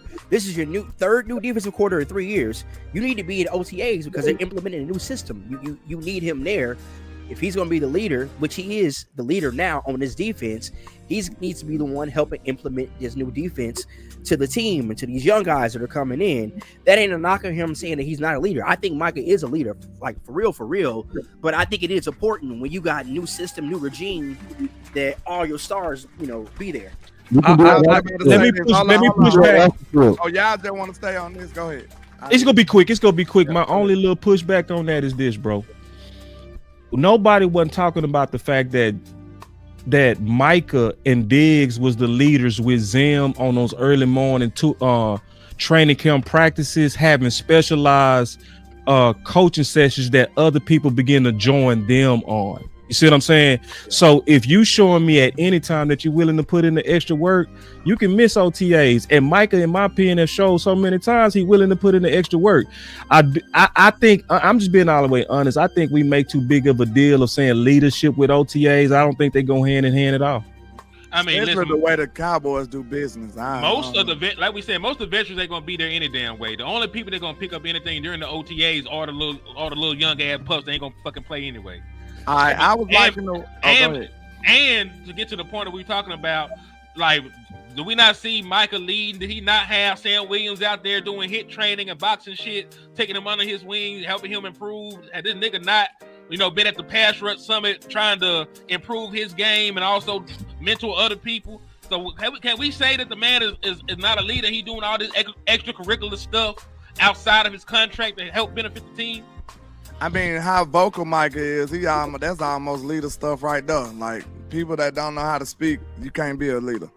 But I'm going to say this right here. I wanted to talk about the tight ends. If we want to keep going doing this when we can, let me know, boss. How you feeling? We go any way y'all I want to backtrack a little bit, to be honest, because I ain't get to go off on boss like I wanted to. Okay, do your thing. Hold on, wait. Before you punch on me, bro, because I know you still over there steaming from that ass whooping. My boy said, don't care. I'm still correct. Let me say this real quick, bro. Hold on real quick. I do want to say this. This is very important to me. This is super important to me on what I'm getting ready to say. The reason why Ray and Terrence are here is because we wanted to really debate this out in good faith. This ain't a competition. At the end of the day, the best idea should win. It's not about me, Ray, or my dog Henny, my dog Landlord. It ain't about TP. When somebody is actually presenting facts, we all should come around. You know what I'm saying? And that's just keeping it 100, bro. Like, and I felt like I presented facts on Michael Parsons. So I would never understand people that'd be like, I don't care what you just said, I'm correct. All of us gotta eat humbleness if facts is presented. That's all I'm gonna say about that, bro. And that'll make us better as fans, and I mean that. What was you gonna say, TP? You're right. I'm glad you just said that, because now Here we go. Let's go, dude. He said he want to backtrack. You want to go all the way back to the fight? Yeah, man. Listen. Oh Lord. Now listen though. Listen. Because you brought up Miles Sanders and 1,300 yards, right? Yeah, you I know, did. we go down 13 touchdowns. Now listen, we go down from week 7 to week 18. Got 1,000. Now you telling me if he would have started and got those carries all season, he wouldn't have touched 1,300? Hold on. You talking about Yeah. Hold on. Who you talking about? Rico? Offensive line. If they would have focused on the run earlier in the season, they gave him touches. He didn't start getting touches to the end of the year. We can't lie like he was getting carries. That would be un-American if we did that. We are American, aren't we, boss? Are you a Nazi? Are you a communist? I'm trying to figure out if you think you landed a punch on that or not, because you sure didn't. He would have got 1,300. I'm just saying he would have got 1,300. But my thing is, we want better because we seen he got 1,000 yards, but he couldn't get a run over 25 yards. I don't care about the more pretty. Imagine if we had. What's your point? Like what? What's your point? I'm trying to get your point. If we had a prolific back. His 1,000 and whatever, how many weeks that was? 9 weeks, 10 weeks. His 1,000 could have been 1,300 had he been a prolific back. Weapons. We need weapons. Our offensive line is solid. We need weapons. So Terrence, like I know you felt like you landed that punch, but I weaved the hell out of that because first of all, let me just keep it real with you. I already know we need weapons. The problem is you believe if we don't take care of that weapon in round 1 that we not go get it. And that's why I disagree with you. We need multiple weapons, so we need to target. And I agree with you. That's why I'm saying, like, I already agree that we need weapons. I just don't agree that we got to do it in the first. Why not? Because I want the best player available in the first, because that's where it's gonna be rare. Like Shotty said, we don't never want to be at 12 again. If you at 12, you need to get what's special and stop thinking need. You thinking need. I'm thinking special. Whoever it is.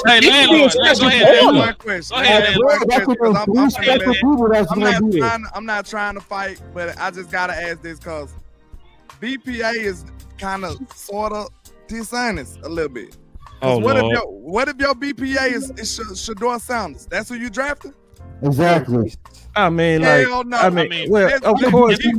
course, there's exceptions to BPA, bro. Like, yeah, of course.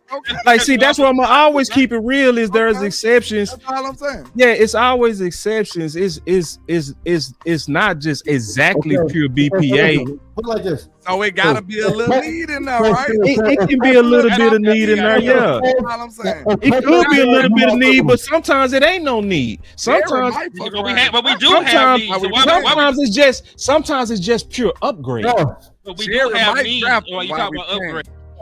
And see, my boy David hit you on the head, T. You just want your lick back, bro. Like, see why Micah the way he is, bro. Like you see, I already heard Micah stay on the podium, bro. That the reason why he's so competitive is because of you and your sister. I see why, bro. Because you don't fucking quit. Like you got whooped, and you still over trying to get your lick back. And he literally said on the podium that the reason why he's just obnoxiously competitive, he said it's because of you and your sister. So I done already slammed you on your damn head, and you literally 40 minutes later want to try to fight back. Yeah, man, because I get to get that off my chest. 1,300 yards. But can I say that that is sort of true though? The Dallas Cowboys offensive line was good enough to produce 1,000-yard rusher when they actually committed to running the football. Yeah. And we know that they didn't do that earlier because the Dallas Cowboys were the team with the 3rd most passing attempts in the entire National Football League. Yeah, and the least amount of rushing attempts too. Yeah, so all right. So with that, we know that the offensive line, with the current people on there. Remember, Zach Martin was gone by then. With the current people on this offensive line, they were good enough to be one of the better rushing units towards the end of the season. So knowing that, why would we not just upgrade the running back position, get us another weapon, and then we can get one of these other offensive linemen? Like, can I ask y'all a question? Go ahead. You finish it? I wasn't, but he can go ahead. No. Finish. No, he wants to ask you a question. No, ask the question. Ask the question real quick. Now, but you was actually asking the question. No, my thing is this, because y'all talking about we got you, Ray. I got you. Yeah, y'all talk about offensive line, like what is wrong? Because I had advocated for Tate Ratledge with y'all and Lou. I do like him. Like he's an All-American, All-SEC, two-time national champion, strong, 6'6". Great. They like his RAS score, right? In the Jordan the nines. Like, what would be wrong with adding him as your depth piece and continue on with Brock Hoffman going forward? Because you did also add Robert Jones, who started 17 games last year. So we're not going to act like there's not already a competition going on at the guard position. It may not be the people that y'all like, but would those not also be upgrades at that position that we can go in, get the weapon that we need? Because the weapon probably will be BPA, and continue to move forward. That's the real question I have to you. Because even if your team offensive line, and we talk about BPA, there are going to be a lot of scenarios where offensive line is not the best player available, boss. No, I agree. And let me say this, man. I think honestly, and it's not about me, so I'm gonna say this first.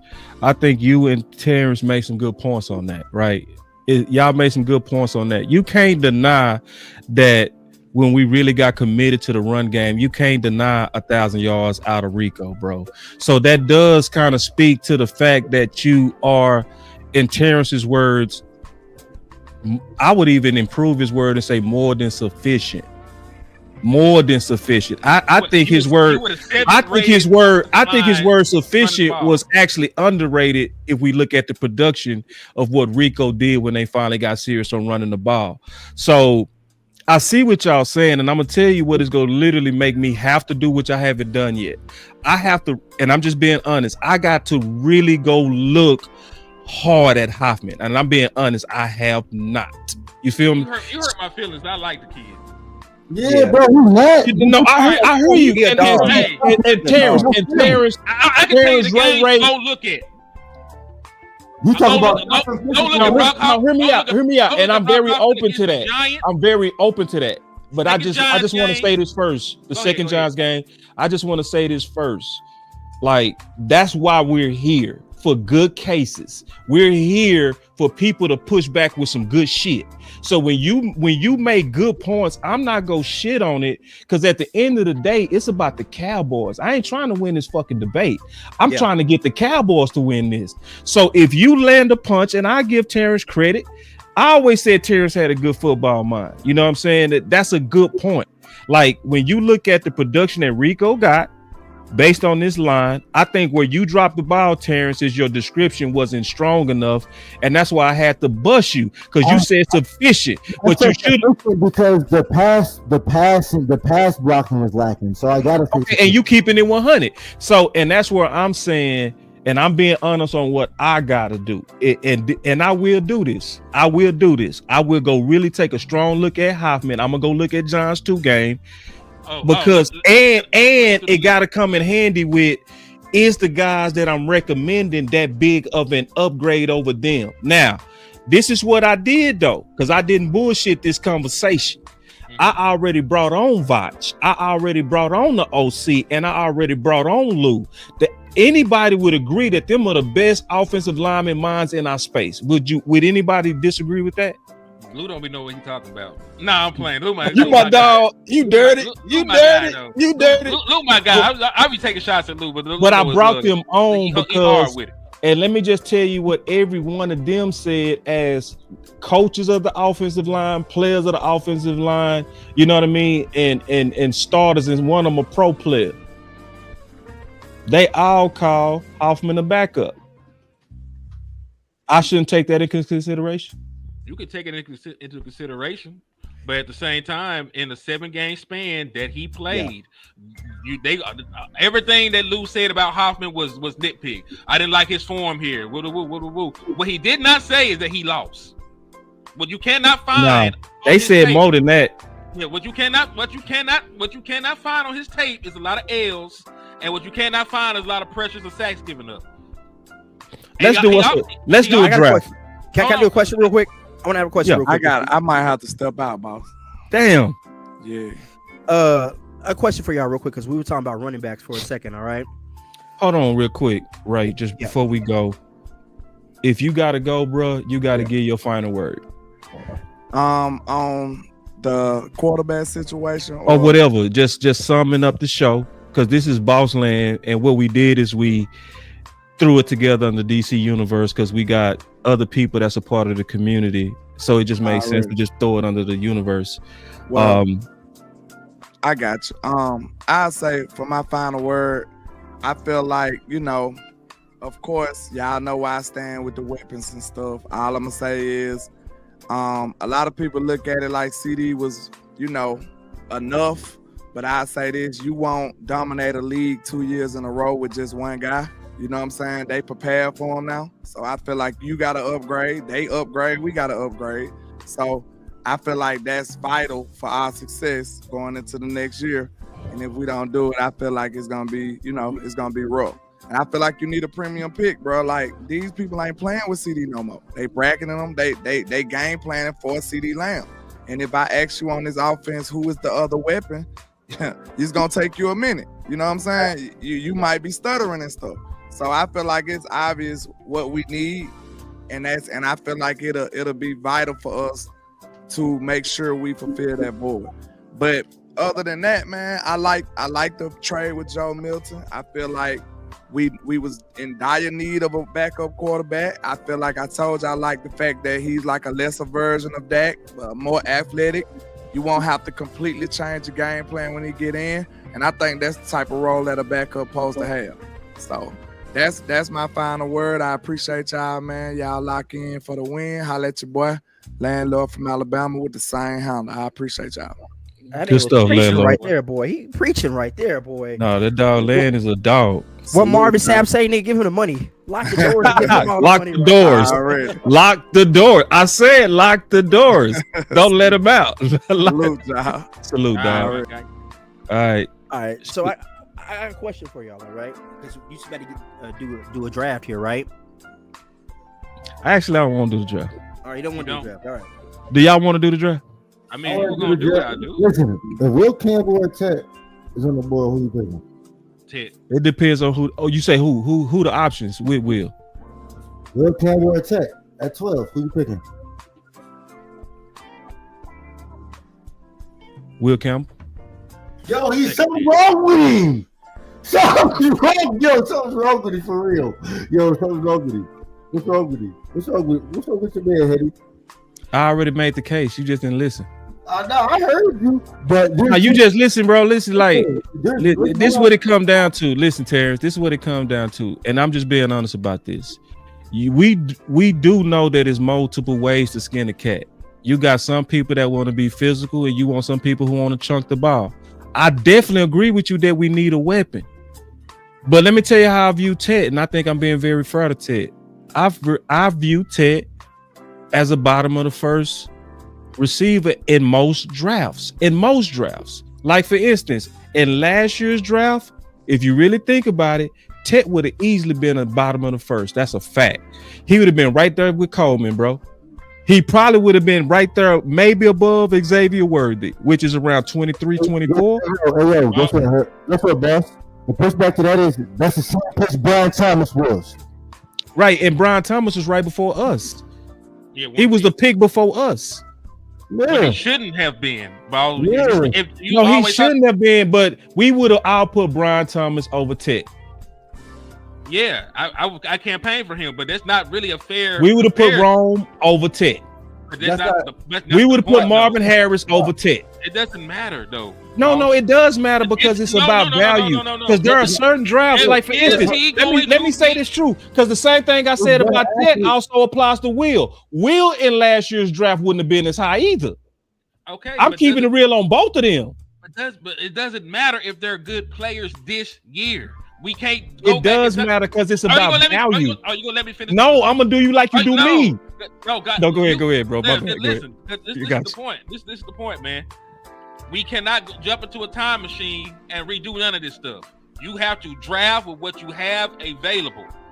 Right now, in this draft, right, they the guys. It doesn't matter about the other drafts. There are drafts where Dez Bryant would have been a second round pick. He's still one of your best wide receivers you ever had in the entire history of the Dallas Cowboys. Would have been a second pick in some of these drafts. He was a late round pick in his own damn draft. Right? There are drafts with CeeDee Lamb would be a bottom of the first. He was 17 in his own goddamn draft. So well, Dez failed because of personal reasons. Let's be honest. Hey, Dak Delusion actually right on this, bro. He actually right. Hold on. Time out. He's actually wrong. He's actually wrong. I wasn't done, but point being is this: we cannot use that as the criteria for drafting somebody. It's not the criteria, Henry. Hold on. You're pushing it. So this is my point against what you're saying. It's about play evaluation.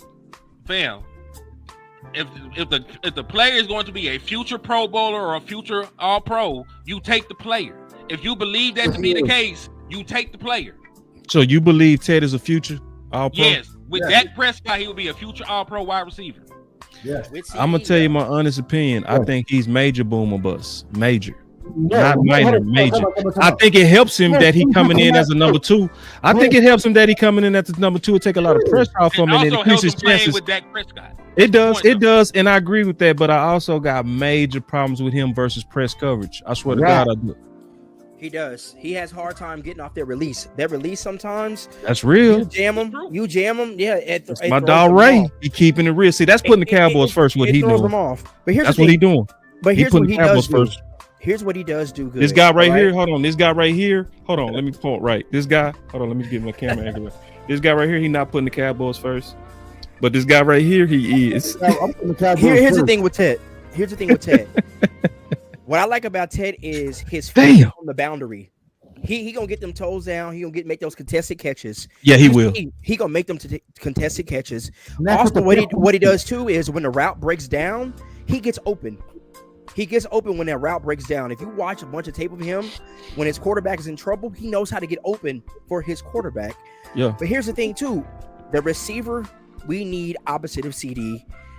It needs to be a receiver that can be explosive, who can play on the outside. Because like I said, CD is going to eat in that slot. That is CD land in the slot. Right. So you got to have a receiver that can play on the outside. Now, Ted can play on the outside, but he ain't going to have that speed, though. He ain't going to have that.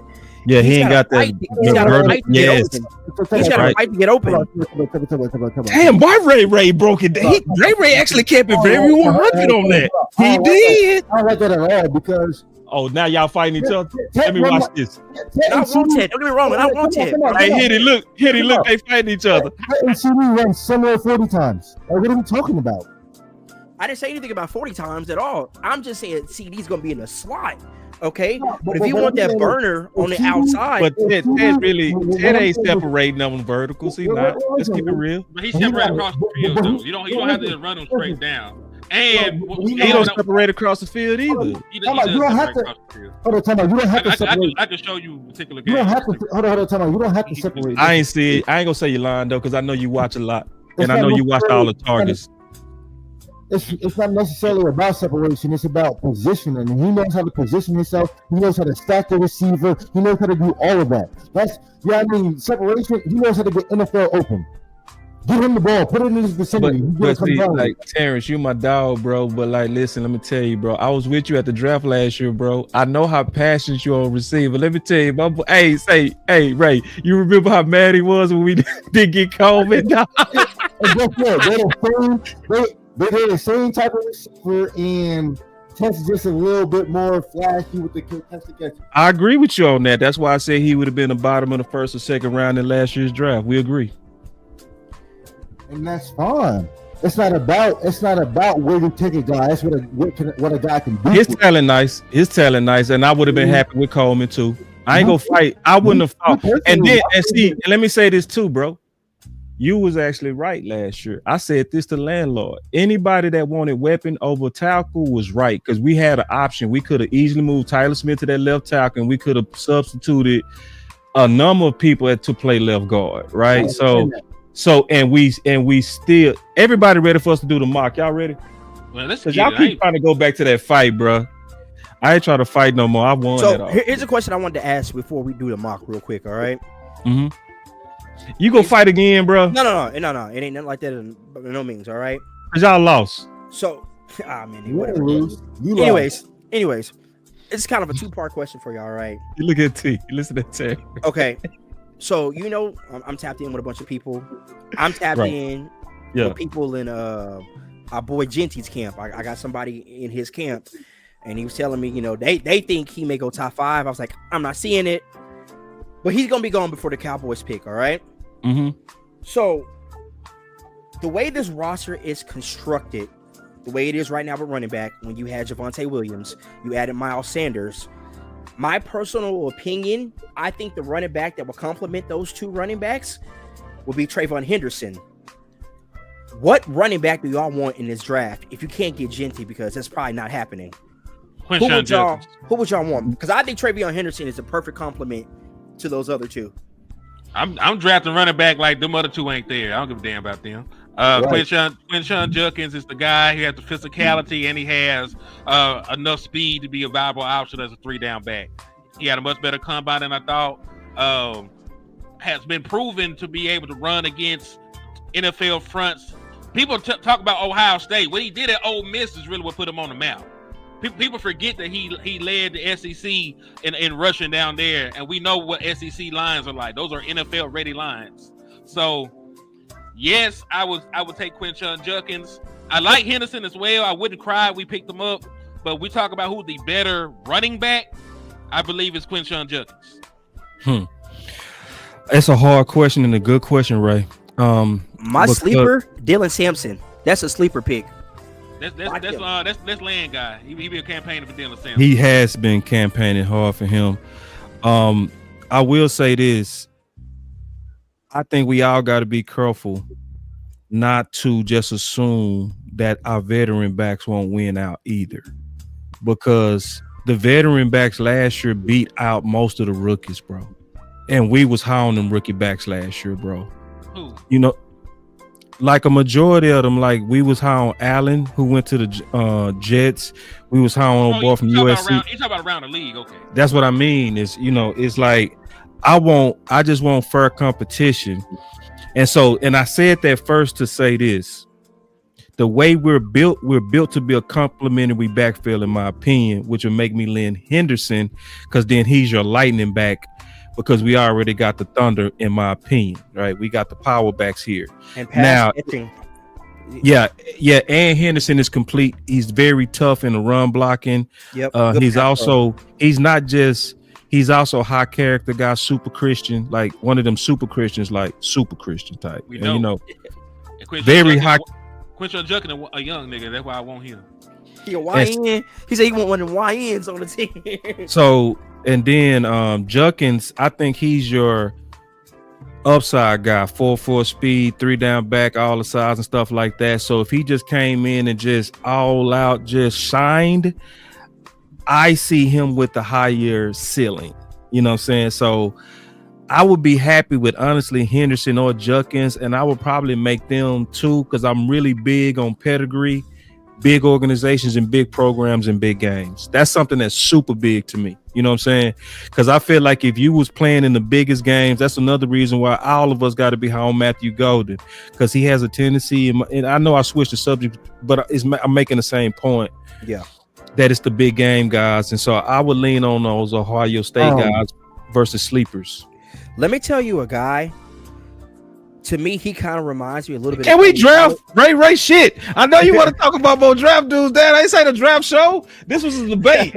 He want to turn this whole thing to a draft show. If we're gonna keep it a buck, hey, that's why Ibuka is the most complete receiver in the draft. I agree. Totally agree. I think he's the safest. Well. I think he the safest, and he perfectly fit what Shotty said. Shotty said he want physicality. That's him, dog. That's him, bro. That's him. You know what I'm saying? It's so he not perfect, but he is to me the most complete. I'm starting the draft. Well, I feel like he don't compliment CD well. I'm starting the draft. They do similar things. We can draft them and talk at the same time, man. They ain't crazy. But you're right. They do similar things, but this is the thing. You have versatility. He has the athleticism to be able to go out there to the X. You know, just like CeeDee Lamb has the versatility to go out there to the X if need be. So they can coexist, and it's hard to game plan for them. They both might be in the slot one time. They both might be out in the X at one point. You don't know what the hell you're going to get if you have both of them on the team. Yeah. And I said this about the boy. Like, he reminds me of Amon-Ra St. Brown a lot when you watch his tape and what he does. Like real shit. So, like, I would take that every day of the week. If he is that, I want him at 12. I would take him at 12 if Pet's not there. You know what? I ain't drafting nothing because you know what? Y'all can't do it. Y'all just got to talk draft. So this is what I'm going to do. Nah, I can't because I've been trying to draft for the last 10 minutes. My stomach growling, my son crying. You know what I'm saying? My son crying, my lady horny, like everything going on right now. And y'all just fucking it all up. So listen, we ain't even finna draft. I'm finna get my final words. Y'all done pissed me all the way off. I'm going to be all the way honest with y'all. Y'all done messed it up. You know how your lady says sometimes you messed it up. Y'all messed it up. We ain't drafting shit. We ain't drafting nothing, bro. Like I've been trying to draft for the last 30 minutes, bro. Y'all been steadily talking. So, and then the chat been trying to draft, bro. The chat been begging for the draft, and y'all still want to talk about the draft. I'm trying to show you. No, we done, bro. I'm done. So let me do this. No, I'm done. I'm done, bro. I mean it. I'm done. They messed it up, not me. They did, not me. So my final words is this. He gonna start the draft, folks. Don't do it. Don't do it. I'm dead ass. Read some little. Hey, listen. On the subject, you should. Nah, I ain't drafting. I'm tired, bro. Listen, dog. Listen, I've been working, bro. You hear me? You see what I'm saying? You feel me? She looking good over there. Y'all over here want to keep talking about what the hell wrong with y'all? Yo, I'm good. Hey, I want to be dominant, Terrence. I don't want to be sufficient. You hear me? Ball is life, man. All right, so let me give my final word. I'm done. Let me say this. I've been turning you up, front office. I have. I've been turning you up. But I also got to give you credit. Good move today, but this ain't enough. Good move today, but it's not enough.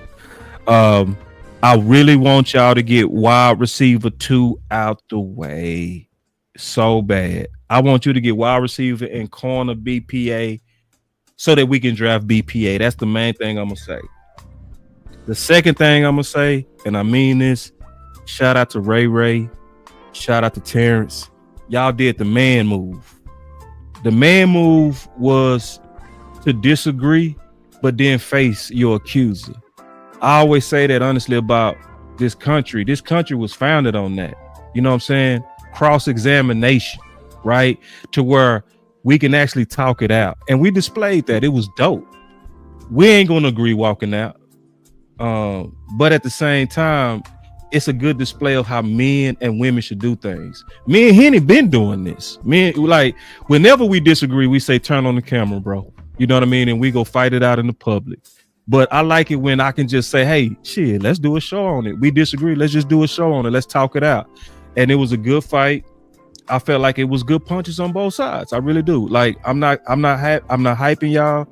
I did come out a little bit different. I did from this good debate. And I think that's what it's supposed to be about, man. So my final word is I think we as content creators need to continue this, like continue the spirit of being able to be the type of men and women that can disagree, but do it in a proper way and face each other. So that was dope to me. And that's my final word. All right. My final word going to be real quick because I really do have to go now. I appreciate Boss for having me on. You know, this is technically Boss land. He still had the goodness and kindness of his heart to bring my country ass in here to talk football with him. So I do appreciate that. But yeah, man, I am super team weapon. And it really, if I didn't have the faith that I have in Brock Hoffman, I would not be acting like this. If I thought Brock Hoffman was a piece of shit and don't deserve to play in the NFL, I'll be riding with them right now. Right. But you know, I believe that Brock Hoffman, and this is my thing. I believe in rewarding people for putting in the work and performing over expectation. Like he went in there, played at a high level, came out great as a top 11 guard. And my only request to the front office is to see if he can do it for 17 games. Right? See if you can do it for 17 games. The last time you gave up on interior players, they went on and they were still good elsewhere. You gave up on Conor McGovern, he was a Pro Bowler this year. You gave up on Tyler Biadasz, he helped solidify the middle of a team that had an NFC championship game. Fair. So why not see if this next interior guy can be something? Even Connor Williams, Like he ended up getting hurt and his career got cut short. He was getting all pro consideration with the Miami Dolphins before he went down with his basically ended up being career-ending injury. So point being, all the other interior offensive linemen that left the Dallas Cowboys have went on and been successful elsewhere. Brock Hoffman is showing you that he can play football in the NFL. He's showing you that he might be more than just a career backup. And the production, sort of shows that. So see what you got in him and draft, and you already got a guard.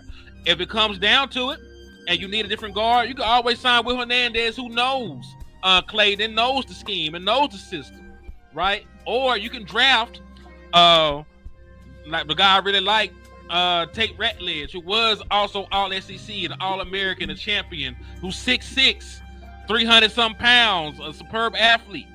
I think the man gave up one career sack all of his collegiate career. One. And I'm not trying to just give y'all anybody. I'm trying to give y'all other pristine players. You know what I'm saying? So I'm down there.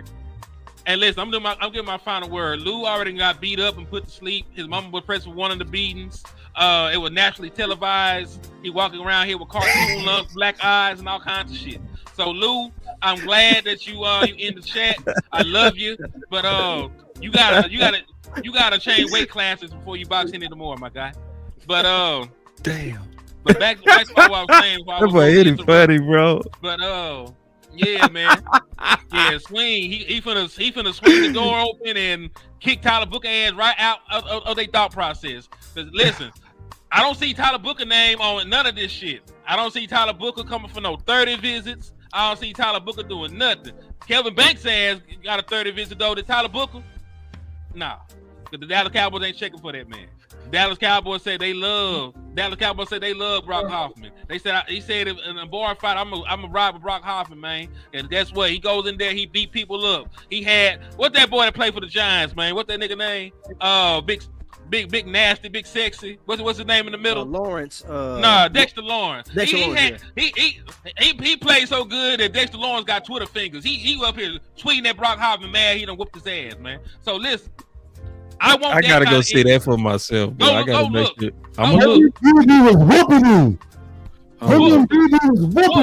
Terrence, I don't believe you, bro. I'm gonna have to verify that, Terrence. I don't trust nobody. It ain't perfect. You ain't got to trust me. Hey, matter of fact, I was trying to hold on, Terrence. Let me finish my final word. Terrence, goddamn, like. Let me finish my final word. Go check out the second Giants game. Go check out the Bengals game. Go check out any one of the either one. Man, y'all just hold on. Is this a final word or debate? Yes. It's my final word. Y'all let me talk. God damn it. My bad, dog. Yeah, it's all good. I still love you. You still my guy. I love you too, my dog. Yeah, we Gucci. But yeah, but for no real diddy, though, no diddy. Yeah, don't play like that. We ain't with the baby oil. No. Yeah, man. Go check out the second Giants game.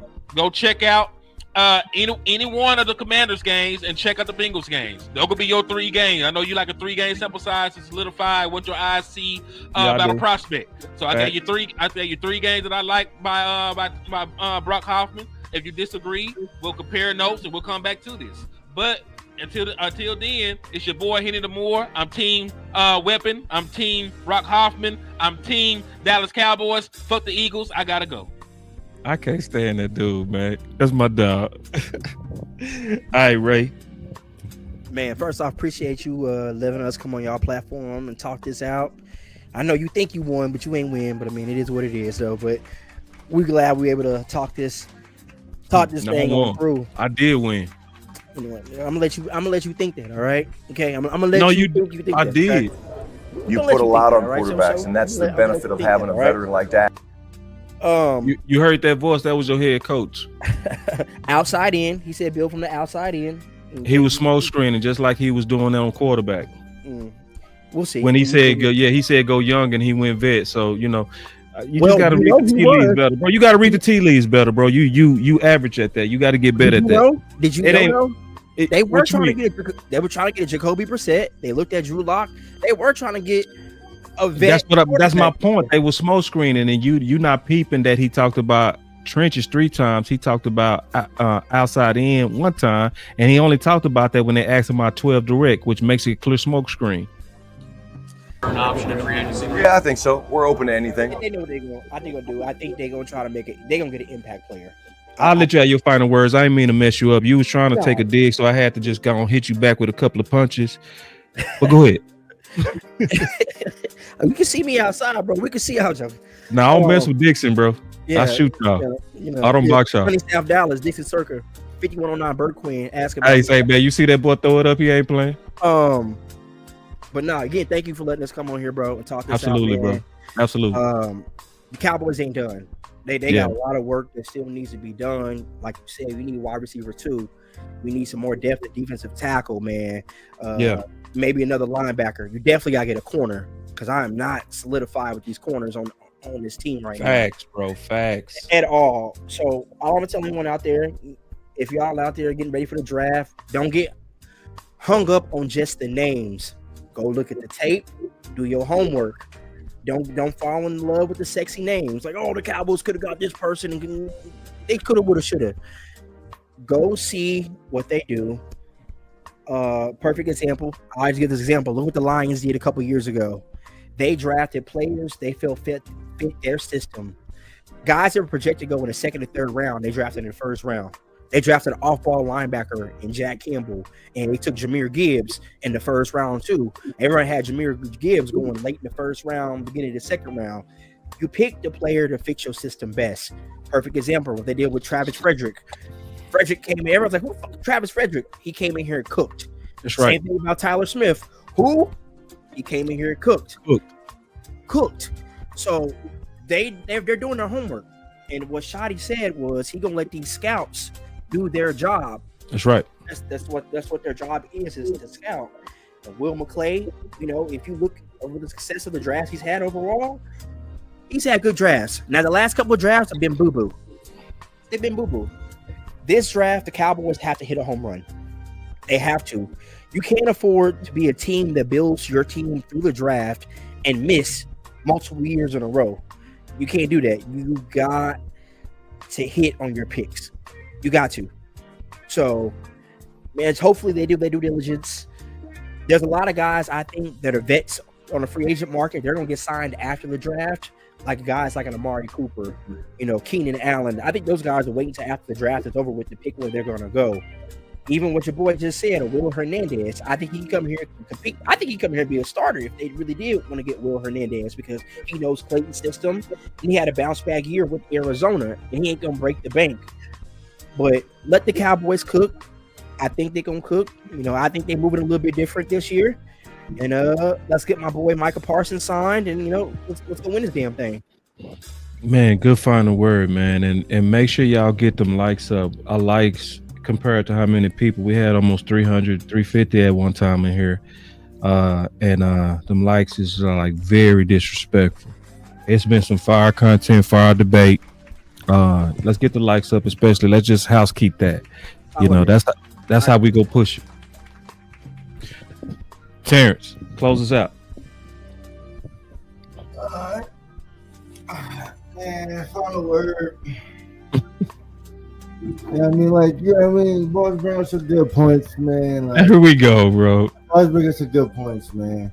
I can smell it. Here it comes. You gotta attack you do gotta attack the front seven, the offensive line. You do gotta do that. You do gotta, you do gotta make sure that's solid. But we also talked about competition. You want competition. What I hear about competition is we might not be looking for it in the 1st round or whatever, but we looking at it. So I think that, that is probably something that is on the forefront of their mind because Brian Schottenheimer does want to run the ball, Yeah. So that's definitely something that, I can definitely see us looking at, free agency, draft, trade, whatever. But I just know that talking to him and just looking at the team, bro, we need weapons, man. And yeah, like you said, it don't gotta be in the draft. It could be trade, right? All of that. Just get the weapon, bro. Yeah. Look at I mean, as long as they're gonna do what they do, I mean, like I said, as long like we got so many more needs other than offensive line that like, even if it's not a wide receiver, we take a corner, I'd be cool with it. Right. Corners out there that if we take it in Exactly. First, round, Exactly. Yeah. That's real. It's just, I'm just, you know what I mean? Like I said, it don't matter where you take a guy. You just want a guy to come in and be productive and right. do the job. You know. Yeah. So, I want 12 to be special. We agree. Whoever it is. Yeah, I don't care. I don't care about as long as it's the offensive line. If it's a player, I don't care. Right. You know what I mean? It could be Jalen Walker. You know what I mean? I'd be excited because you know what I mean. That's a guy that. Yeah. Oh, you like Walker? Yeah, that's a guy on the other side of Michael would be crazy. You know what I'm saying? I don't like Walker like that, bro. We'll talk. Hey, I'm gonna hit you up, Terrence. Like I'm gonna hit you up on the private, and then you know we'll talk about because I know you gonna have some games you gonna be able to point my way. No, I just he remind me a little bit of Micah that can just do a little bit of everything. You know what I mean? When you got guys that can do a little bit of everything, hybrid. You know what I mean? Eberflus, he does have a 3-4 in his system, so it's like drafting another hybrid linebacker DN type would be good because I know Sam Williams is going to be good, but you know outside of next year, whoa, you know what I mean? I want to bring him back. If he doesn't, you know what I mean, do what we need him to do. You know what I mean? Who knows? So I definitely know that they're thinking about edge linebacker. You can see it in the 30-30 visits who they're talking to. Right? Even when I was talking to Eberflus, she's talking about, you know what I mean, he liked Kenneth Murray, but you know what I mean, linebacker for sure. I know he better be using Mike at linebacker too. We need that. Right. But man, I like the way that we're approaching this offseason compared to last offseason. We way more active. Yeah. You can kind of see that we really trying to create another window. We missed that window. We trying to create another one, and it's gonna start with this year's draft. We can hit. We good. I don't like how I said these last two drafts is ass because I do like the last two draft classes. Like as long as you can get one or two starters out of a draft class, it's a good draft class for me. Yeah. And we've been able to do that. You know what I mean? With Overshawn, Tyler Smith, BB. Obviously we didn't get the weapons like we wanted, but we got players. And as long, like I said, as long as if you can get one or two starters out of every draft, which we've been able to do, you good, man. And I feel like this year we kind of put ourselves in a position where we need like 3 starters out of the draft. But as long as we don't reach and we, you know what I mean, we get 5 guys, I'm fine with that. Love it. Fantastic final word, man. And I appreciate you guys. Obviously, this won't be the last time we did this on the DC Universe, which is where different content creators come under the banner of DC Universe. That where we can just, it's no like one group, it's anybody. You know what I'm saying? It's one of those things that if we need to talk it out, we go likely do it under this platform. If it's something that we want to push, let's say if it's like in the season and we still need a weapon, it'll be under this platform. Let's say if me and Ray been talking behind the scenes and he like, bro, we need to push for this and push for that. We go put it under this banner. But y'all stay up, man. It's your boy Boss Cowboy Sports, man. I had a real good time with these gentlemen, real good, smart men, and most importantly, man enough to face a real debate. I'm out. Y'all take it easy. We out. Yo, peace.